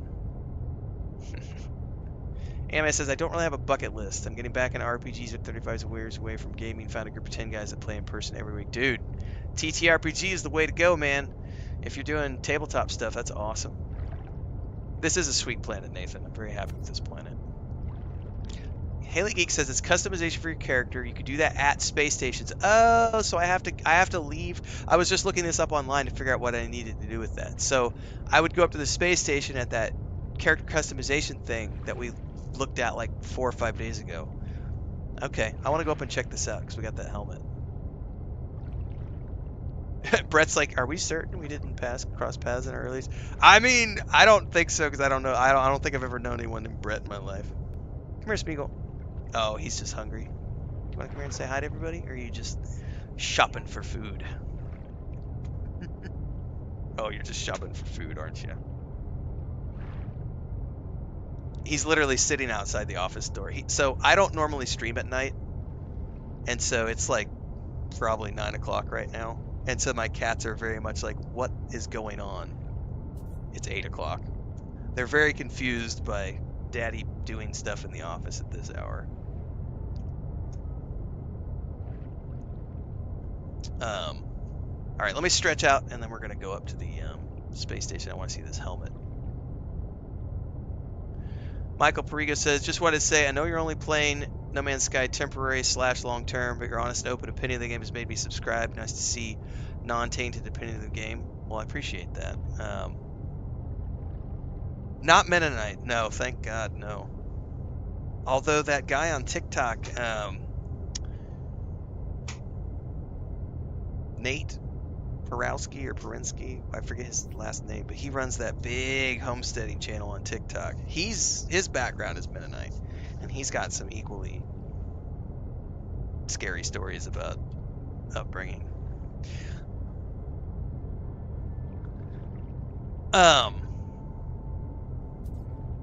Let's go up and check out this helmet. Ooh, it looks cool. I just saw the screenshot on the interwebs.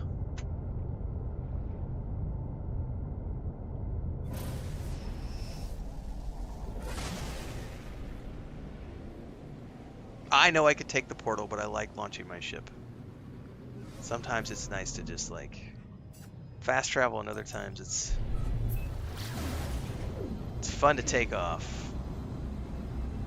Well, I always say I'm on Central Time, but technically there is no time zone change where I live, so I always just say Central. I'm actually on Mountain right now, and whenever the clocks change, I'll be back on Central. But I always just, everything I say about my stream announcements, everything is always just Central. But Mexico got rid of time zone changes, or not time zone changes. They got rid of daylight savings.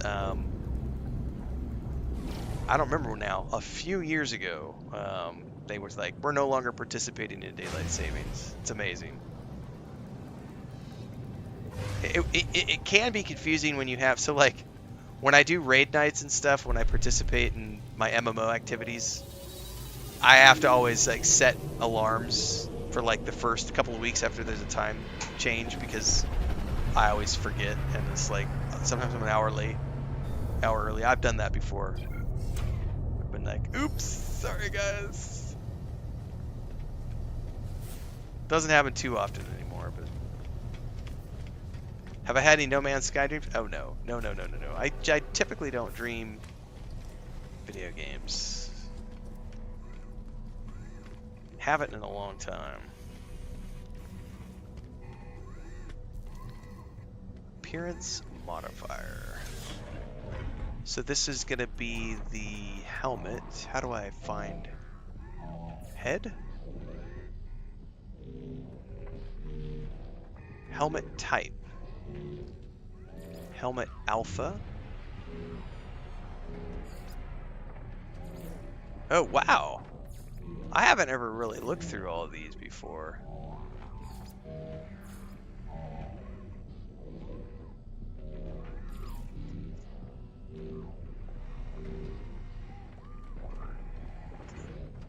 Yeah, I was telling the stream he's confused because I'm normally not streaming right now, so he's like, "What's Daddy doing?" Where do I find this helmet, guys? Number 11, is this it? Nope. Where the heck?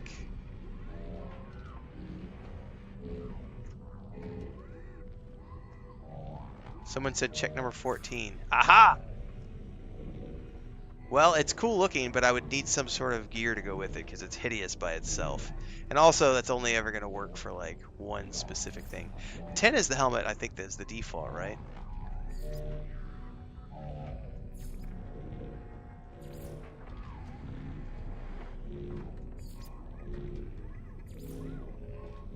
Some of these are ridiculous looking. Oh my goodness.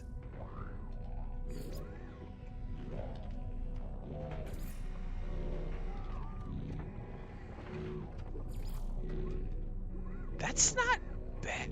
I mean, just I think this one's pretty cool. Like the default hammer, the helmet. Not. No, I don't want to apply any changes. All right, cool. All right.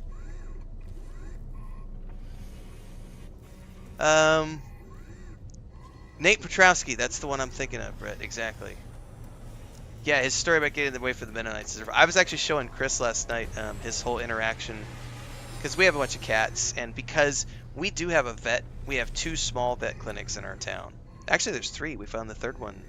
That's the one we just found down the street, so there's 3. But the problem is they're small vets, and they don't work holidays, and they don't work at nights, and there's no emergency vet where we live. So if something happens to your animals on a holiday weekend, or during the middle of the night, like, you're screwed. Like, the nearest emergency vet is, I think, probably 2.5, 3 hours away in Mia. I don't think there's even one in Palenque or Tenosique. Probably Mia. What's that? Yeah, so 2.5 hours probably would be the nearest place to go to. And when you're in our situation where we don't own a vehicle, we don't need one because we walk everywhere and stuff, take taxis and the like. Taking your animal to an emergency vet is out of the question. It's when it's the middle of the night or on a holiday weekend, right? So there are circumstances, and we watched Nate go through this. Well, I did anyway. I was catching Chris up on this last night in bed on TikTok. It was a couple of weeks back, but he had one of his cats. Something happened. She got bit or something, and her eyes swelled up. and he got into it with like these crazy people on TikTok who were like um, wanting him to euthanize the animal and like yelling at him for not taking it to the vet. And he's like, "It's the 4th of July. There's nobody open. I'm like 3 hours away from anybody. There's no emergency vets. Like, I've talked to him. We've got a live stream set up. They've seen him on video." Here's the funny thing: where we live, I'm so glad we don't publish that kind of stuff on our homestead channel, because I would get eaten alive by those people, and I would end up having the same interactions he had, because we have taken our animals into the it's the best vet clinic in town that we've found so far. There's one more we're gonna go try one time. Um, and we've gone in and it's just the vet tech. Well, where's the vet? Well, she's 3 hours away in the city doing, on call or something. And so our vet tech is literally in there with one of our animals, and he's literally just taking pictures and taking pictures and videos through WhatsApp and sending them to the vet and getting instructions on what he's supposed to do. So we kind of bypassed that, and Chris now has, for a while now, we've had the direct. We just send pictures and videos straight to the WhatsApp, and we're like, "Hey, what do you think about this? Are we good to just, dress it or whatever?" And we only take the animals in if there's like an emergency. We've had a few emergencies, and hopefully not anymore, knock on wood. But it's like, I also grew up on a farm, and I've doctored animals most of my life. Like, I don't go to the vet. I don't need to take an animal to the vet unless it's something like, oh no, there's a, like with Pippin, Yeah, Lucas has had multiple. Like, Lucas got when he was younger and he was still out exploring. Like, he came home one time with his hind leg. He had a cat fight, or somebody, or a dog got a hold of him. I mean, his knee on his back, one of his back legs, was not good. Like, it was gashed open, and he had like 4 big, it was not a nice thing. And I literally was like, all the vet's gonna do is they're gonna stitch this one, probably, and the other ones they're just gonna cover. So I just covered it, wrapped him, and he was pissed off for 4 or 5 days because of the bandages. And after that, he was in bandages for 3 weeks, and his leg was all fine. But then, like, when Dora came home last year with the foot accident, that we had to take to surgery because she lost her 3. She still has her 2 claws, but she lost the 3 fingers. And the vet had to go in and pull the chunks of bone out. That kind of stuff you have to go to the vet for, But it's like, you doctor animals if you're gonna have a homestead and animals and stuff. Yeah, they totally, and I like the fact that one of the ladies came back and apologized to him.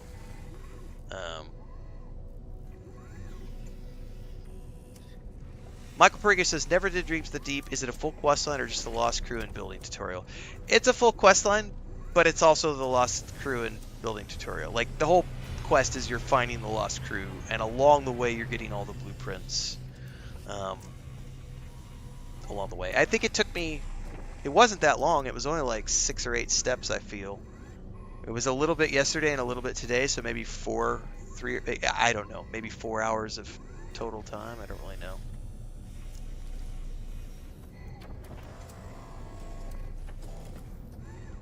Well, at the very least, we cleared that quest line out of my log now, and I got, let's look at it real quick. Oh, can I not I can't bring the build menu up from up here, so we need to go back to the planet real quick. Ooh, we should, you know what I think we're going to finish up the night with is, here in a minute, we're going to go look at ships. We're going to go visit some space stations and see if I can't come across a ship, maybe, a ship upgrade. That black one we saw today, I totally should have bought. I had the money for it, and I just wasn't paying attention.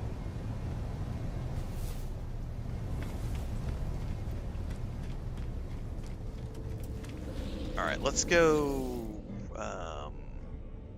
I want to check out one thing before we go.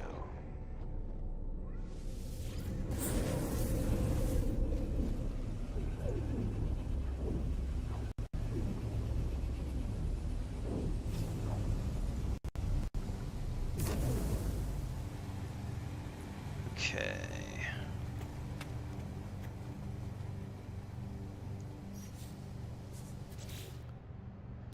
We got a whole bunch of aquatic structures. Where are those going to be at? Right here. Square underwater chamber, deep water chamber, vertical glass tunnel.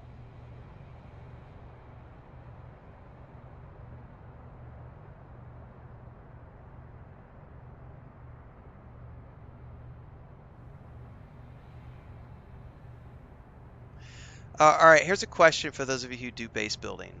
Someone mentioned earlier that you can connect these cylindrical rooms and deep water chambers to each other because they have ladders. So, can you stack them like infinitely, or can you only stack two together and that's it? Or can I stack 3, 4, 5?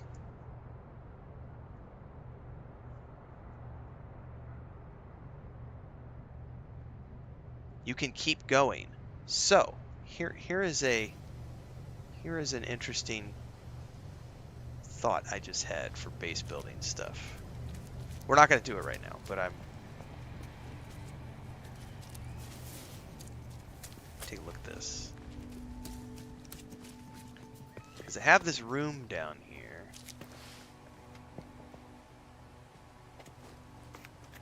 That I put the cylindrical room in here. I put one of these cylindricals in here, right? Right? The door's without power right now because it's only running on the one battery and whatever. We'll fix that long term. But I've put this one cylinder here. So theoretically, I could go straight down from that. If I need a switch, I didn't need a switch earlier. I was able to get in completely fine. Like, I don't know why it's not working right now. Because before the door was just open. Anyway, before I get sidetracked. So theoretically... Well, how come I didn't need a switch earlier?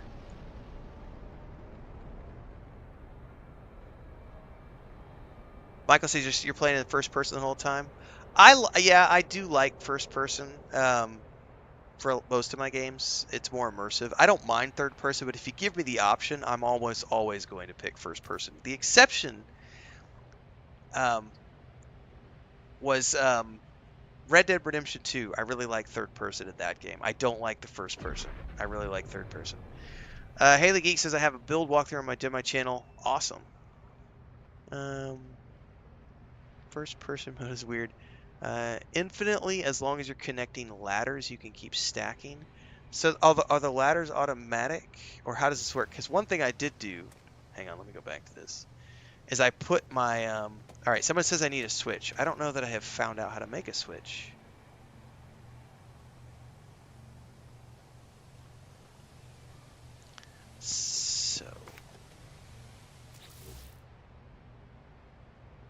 So if I wanted to, I could take this and I could connect it.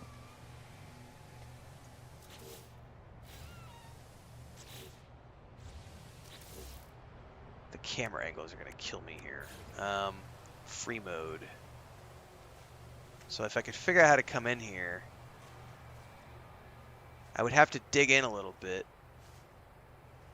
Is that automatically connecting right now? Like that? It's snapping, isn't it? Somebody said toggle wiring. Oh, so that's what I had done. So that's connecting underneath, just like that. So I could theoretically put that there, and then put one underneath it and work my way down, all the way down to the bottom.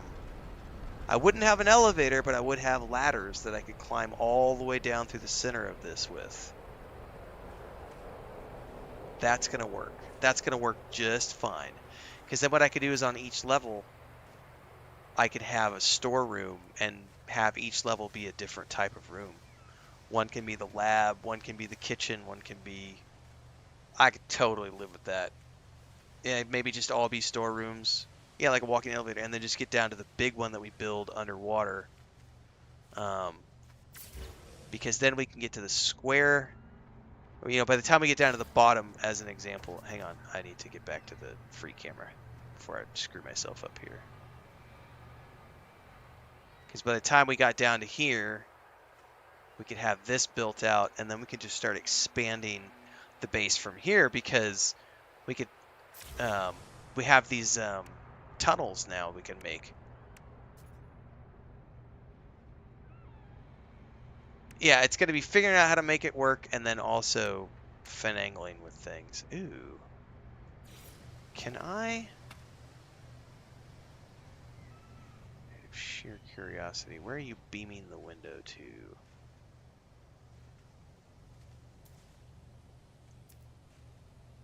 I don't even see it.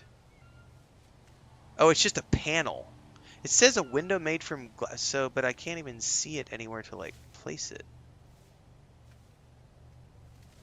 Or is it only snapped to a structure? It must only snap to a structure. I was hoping that I could, like, put this into the wall of the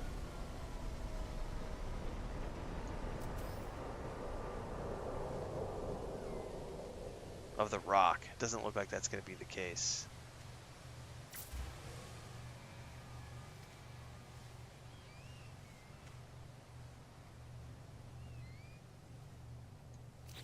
All right. Well, I've got all sorts of stuff, and then like a moon pool floor. Like, what the hell is even this thing?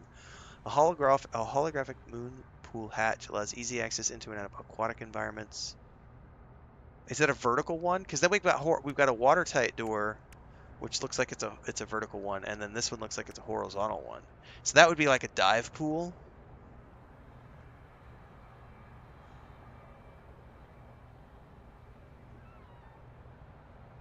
Hmm.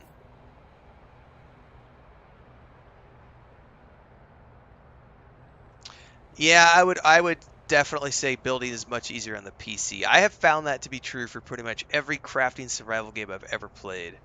One of the reasons by the way, and if I switched over to play on my PC, I could do that. I could literally just jump on and um, it seamlessly switches between controller and mouse and keyboard. So what I do with Enshrouded is I play the game with the controller, but then anytime I go to like do serious build stuff, not just snapping, but if I'm gonna go in and like, all right, I want to do decoration placement, I want to do this, that, or the other. I like to go in with mouse and keyboard. Um, it's a dive pool like you see in the shark movies. Yeah, exactly, Haley. That's what I was doing earlier today, was just throwing stuff up and seeing what stuck, and then when I didn't like it, I was taking it out. As long as it doesn't destroy the environment, and it seems like when I put something in, when I pull it out again, it regrows around it. Like, so I'm not actively terraforming. I'm just building around. How do I make a switch, guys? Because I want to be able to get back in that room. Do I have to go buy that from the anomaly? Um,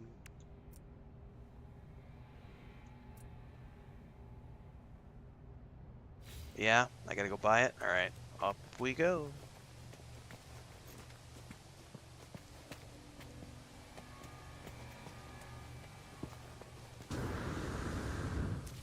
Actually, can I just recall from there here or not? No, because I haven't been there in a while.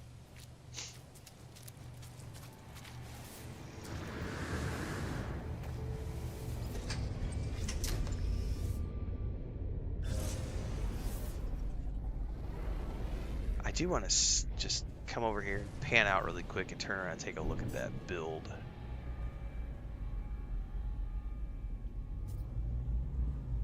It's looking pretty good so far. I mean, that's just for today. That was just today playing around with things. It's not perfect. I need some sort of railing. I'll figure it out. I need more plants. I need way more plants and decorative materials, but that's looking pretty cool. All right, I can make that. I can live with that. It's gonna be really cool. Well, that's the thing too. I've been the plan right now is that I'm gonna try to get all the storyline stuff that I want to get done with this game before Star Wars Outlaws hits. So here pretty soon, I'm still getting some stuff for the base, but here pretty soon, probably the end of this week, I'll probably only focus on storyline for the next couple of weeks so that I can get through all the storyline that I want to see. And then when I switch over to Star Wars Outlaws, at that point, No Man's Sky will be back in the background, and I'm gonna just be working on the base, and I'll probably, if I don't stream it, it'll be like uploaded episodes as I continue working on the base. And then I would love to participate in some expeditions. I've yet to do that. I haven't done anything with my freighter. I haven't done anything. The planetary settlement stuff, that's kind of an extra thing. I don't know how deep we'll get into that. I definitely want to get into some ship stuff and get my own bigger ship, better ship, look at some ship builds. Um, the freighters, I definitely need to do the freighter thing because I haven't done that at all. I would love to work on that. And then there's the base building, and I won't go beyond the first base, but I do want to flesh that place out as best I can. And it's not like, you know, like I said, I'm kind of just looking at this as something I play for the rest of the year in between all the other things. I don't see Light No Fire as something that's coming out this year, so I think this should provide me with, at the very least, a really good game to have installed to play in between the other things I'm doing.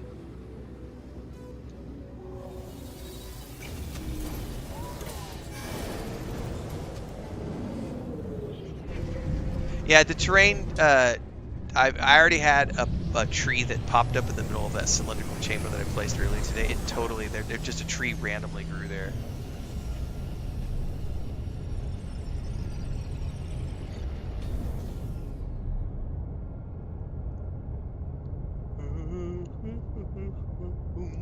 All right, we need to go get the switch.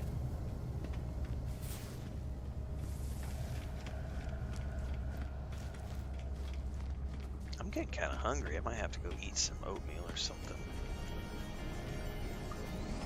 What? Si quieres. No te preocupes, yo voy a terminar en un rato, pero si quieres y no tienes prisa. Sí. Mejor, mejor. Tenemos que comer este yogur. También yo compro estos yogures con arándano. Sí. Una cuchara de esto. Está bien. Gracias.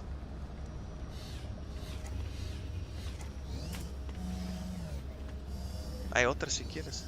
Hay dos. Pippin, mamacita, ¿dónde estás? Probably over here is where the switches are at, right? Switches! Ooh, I have a whole bunch of nanites now because I've been doing stuff today. Oh, there's also pet breeding. Yes, and also getting a mount. I haven't done that yet.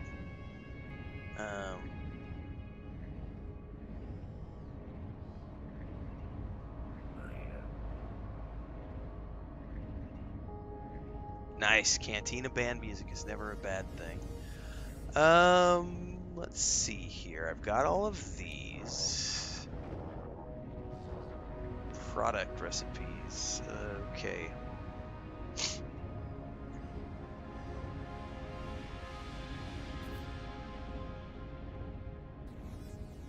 Oh, there's only two different types. Where the hell do I find switches? It's probably not here. It's probably a construction build. Yeah, it's probably a base upgrade. Oh, I wonder if I have any I wonder if I have any salvage data left over. I only had one. I have one salvage data.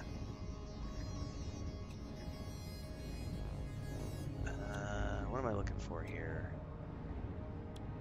Posters, decorative, decorative, decorative, decorative. Illumination. Wall switch. Is this what I'm looking for, guys? Is a wall switch? I have 1 point to spend and it costs 1 point, so I'm going to wait till somebody tells me yes. I don't want to spend my point on something I don't need.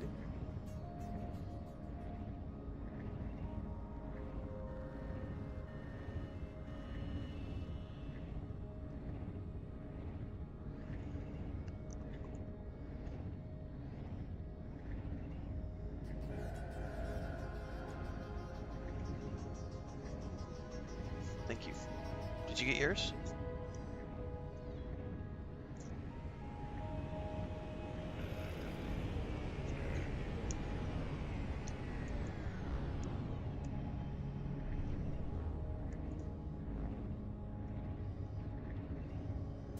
I am up late, Kel. It was an unexpected, something I don't normally do.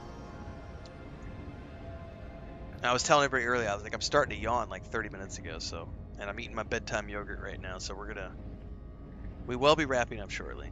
I do have bedtime, because I get up at 4.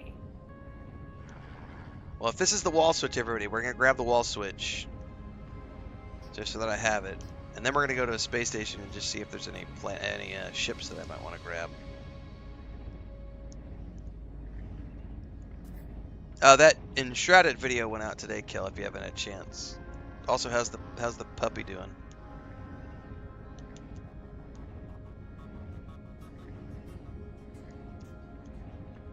Chris and I are going tomorrow, actually, in the morning. If I have time, I'll go with her. Otherwise, she'll go by herself. But we're going to go to the hardware store, one of the feed stores, actually. And we're about to buy a whole big roll of chicken wire. We're going to build an enclosure for our cats so we can stop stressing about them.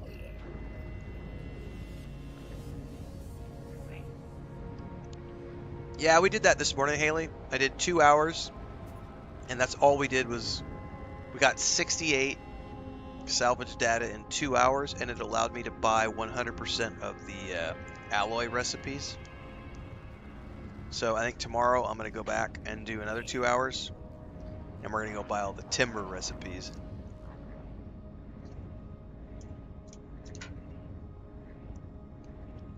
All right. We're going to buy the wall switch.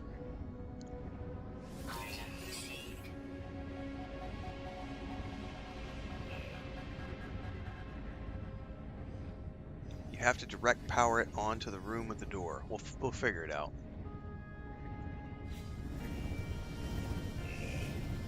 All right, let's go check out the space station and see if there's any ships that I can buy.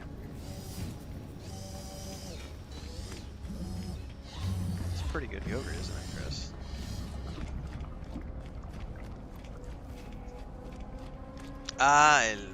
Ok, sí. Está bien. Voy a probar mañana. Hay otra caja de Cheerios, ¿verdad?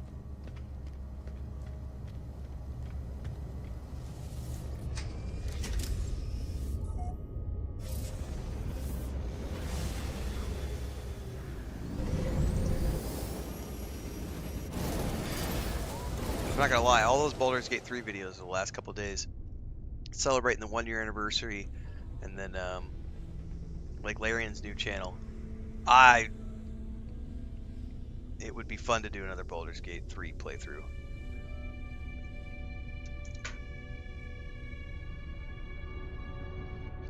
Not gonna do it. Not yet. That would be something fun to do next year, though.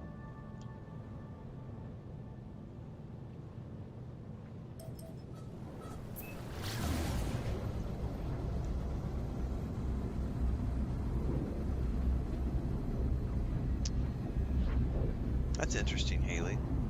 All I know is earlier today I came across one that I really liked the look of, and I didn't grab it because I was busy, and now I regret it. So I'm gonna actively start just checking in once in a while.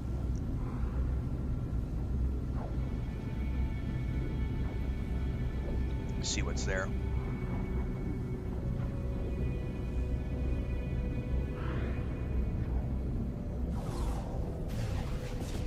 We're gonna check really quick, and then we're gonna run down to the planet and install the switch.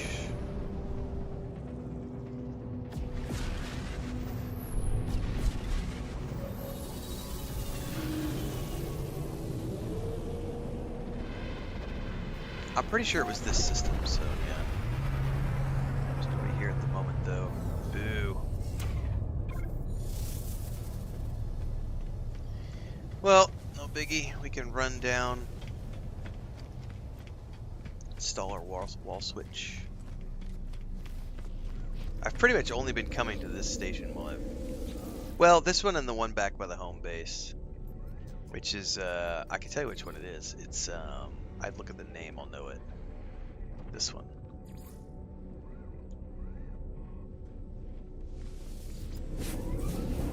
There are also spaceports on the planet. Are you talking about the trading depots, or?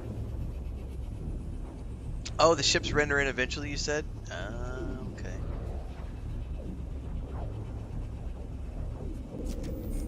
I didn't stand around waiting.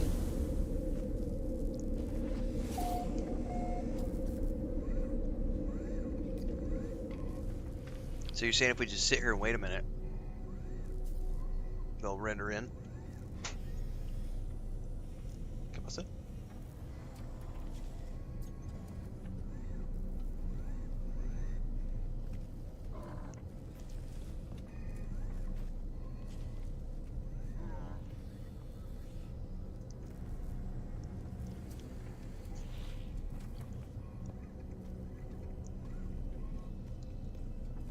But we'll probably end up doing, for those of you who are interested, probably have some more homestead videos up soon because I think we'll probably do some filming as we build the new outdoor catio.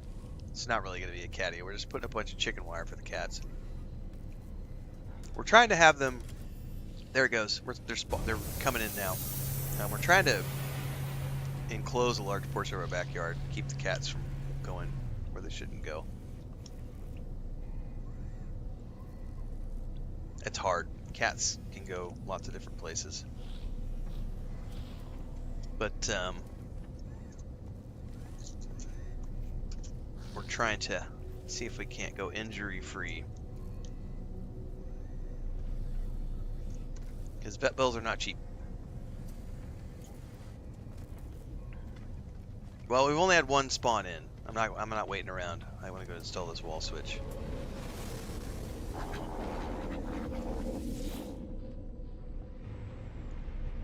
Island.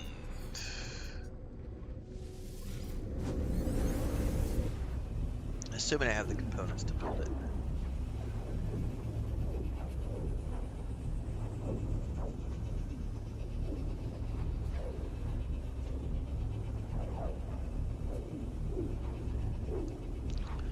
Thanks, Kel. I just caught that. Puppers is good. Sorry, man. I didn't get the audio notification for some odd reason. Thanks for resubbing, sir, over on Twitch. Puppers is good. So Kel does puppy rescue, fostering, puppy fostering. He's got a new foster. So if anybody's looking for a forever home puppy in his region, which is northeast.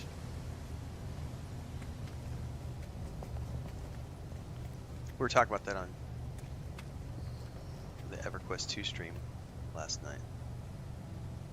Right? Was it last night? I think it was last night.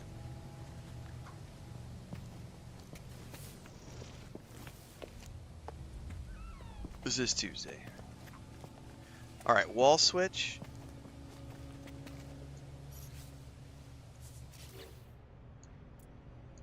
Oh, there it is right there. Oh, I need ionized cobalt. Shit. Do I have any regular cobalt on me?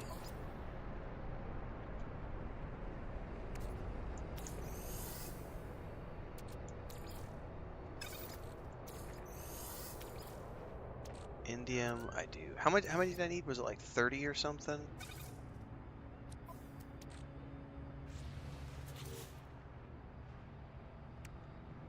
I should have just pinned it. 25.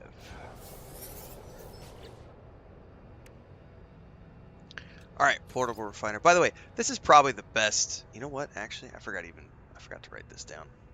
This is probably the best thing, the best upgrade out of all the upgrades that I've gotten so far. It's probably the portable refiner, which everyone yelled at me to get. And I held out because like, I'm fine. And then I got it and I was like, holy shit, how did I ever live without this? It's kind of like GPS. I lived without GPS for years. I grew up learning how to read maps and going by handwritten directions. Dude, working construction back in the day was like, go 2.7 miles down this road until you see the yellow gazebo on the right-hand side. Then hang a left and you're looking for a red mailbox that's about maybe a mile and a quarter down the road. And you're going to hang a left there and you're going to drive down until you see the big thing. And don't mind the dogs, you know, and it's like, I much prefer Google Maps, give me the fucking GPS point. Turn right here. In 2.6 miles, you're gonna turn left on exit blah. Oh, it's so much better. Oh, I would never want to go back. Ever. I would never want to go back to manually having to drive around and find places. Google Maps is so amazing. Like even for like walking, like walking directions when you're in a city that you don't know as a traveler and it's like how do I get to this place and how do, even the airports now will have like directions on like um taxi platforms here, the Uber platforms over here. It's so nice. I would never want to go back. And that's how I feel about the portable refiner. In No Man's Sky, I would never go back without it. All right, so where do I put this, guys? Does it have to go on this unit, or can I put it on the wall? How does this work? They require both power and signal wire. Oh my god, is this going to be way more complex than I thought?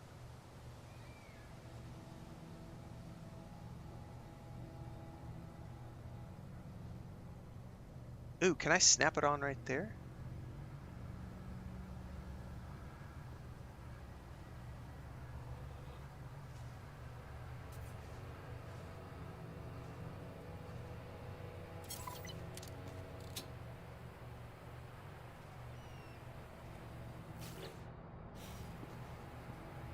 Toggle power flow. So I think I need a wire to it. Yeah?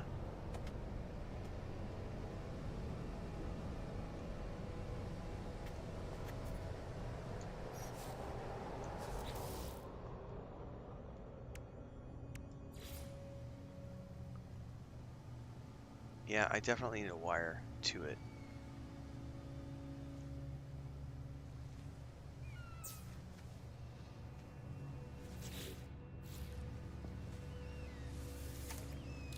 Nope, that still didn't work. What the heck?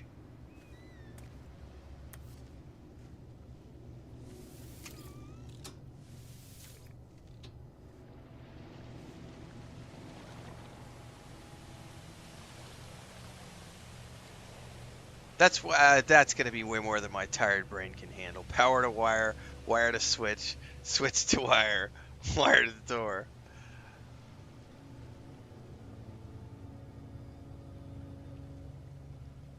Oh, so I probably need.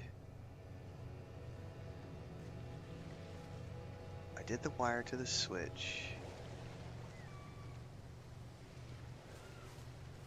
So does that mean I need to connect these two together? That confuses me.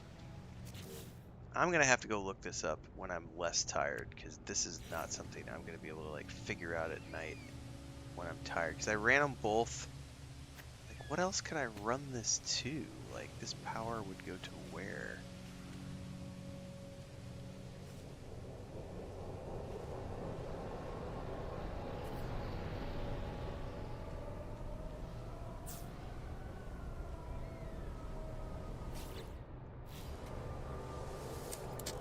Yeah, that didn't do anything either. I'm not gonna figure this out tonight, guys. I don't want to do this. It's late, and I did double the stream that I normally do, and I'm ready for bed. I'll be back tomorrow around the same time, unless something pops up, which it shouldn't. Tomorrow's Wednesday. I got World of Warcraft tomorrow night, and a bunch of videos to do tomorrow. And I think tomorrow morning, assuming my schedule remains the same and I don't wake up feeling like absolute doggy do. Haley says you need to feed power to the switch, then switch to the door. Yeah, I thought I did it right. I didn't. I'll figure it out tomorrow morning. This is more than my tired brain was capable of handling. Um, I'm looking for a hauler, like one of the haulers we saw today, which is really cool. Anyway, I think tomorrow morning I'm going to try to do the Star Citizen tutorial to get that up for Thursday, because I did install it last night, so that's ready to go. So we'll take a look at that. But the stream tomorrow will be more No Man's Sky. And then I think maybe Thursday we might do some Enshrouded. Or I might do like No Man's Sky in the morning and Shrouded at night. The night streams honestly just depends on how I feel and whether or not Chris is up for anything. Because usually when she's busy outside, I'll come do something video production. But we're also getting ready to start Dexter season 4. So once we start Dexter season 4, I got to be conscious of that because she wants to get through. I'm just very very keen on seeing what she thinks about it after the end of season 4 because this is a big season. Stuff happens in this season. And then I saw some preview images. I'm gonna go do a reaction video too. But Star Wars Skeleton Crew is looking like a lot of fun, man. It's gonna be perfect for like my nephew and my niece, like 9 years old and 5 years old. They're gonna love it. Looks like it's gonna be a lot of fun. I guarantee you, the same haters are gonna come out of the woodwork and be like, Star Wars is about kids, man. It's always been about kids. Let the kids have their fun. I had the Ewok movie when I was a kid. I loved it when I was a kid. As an adult, not so much, but the Ewok movies were a lot of fun when they aired. I think I was on ABC maybe when I was a kid. Um, I'm out. I'll ramble if I keep going. See you guys tomorrow.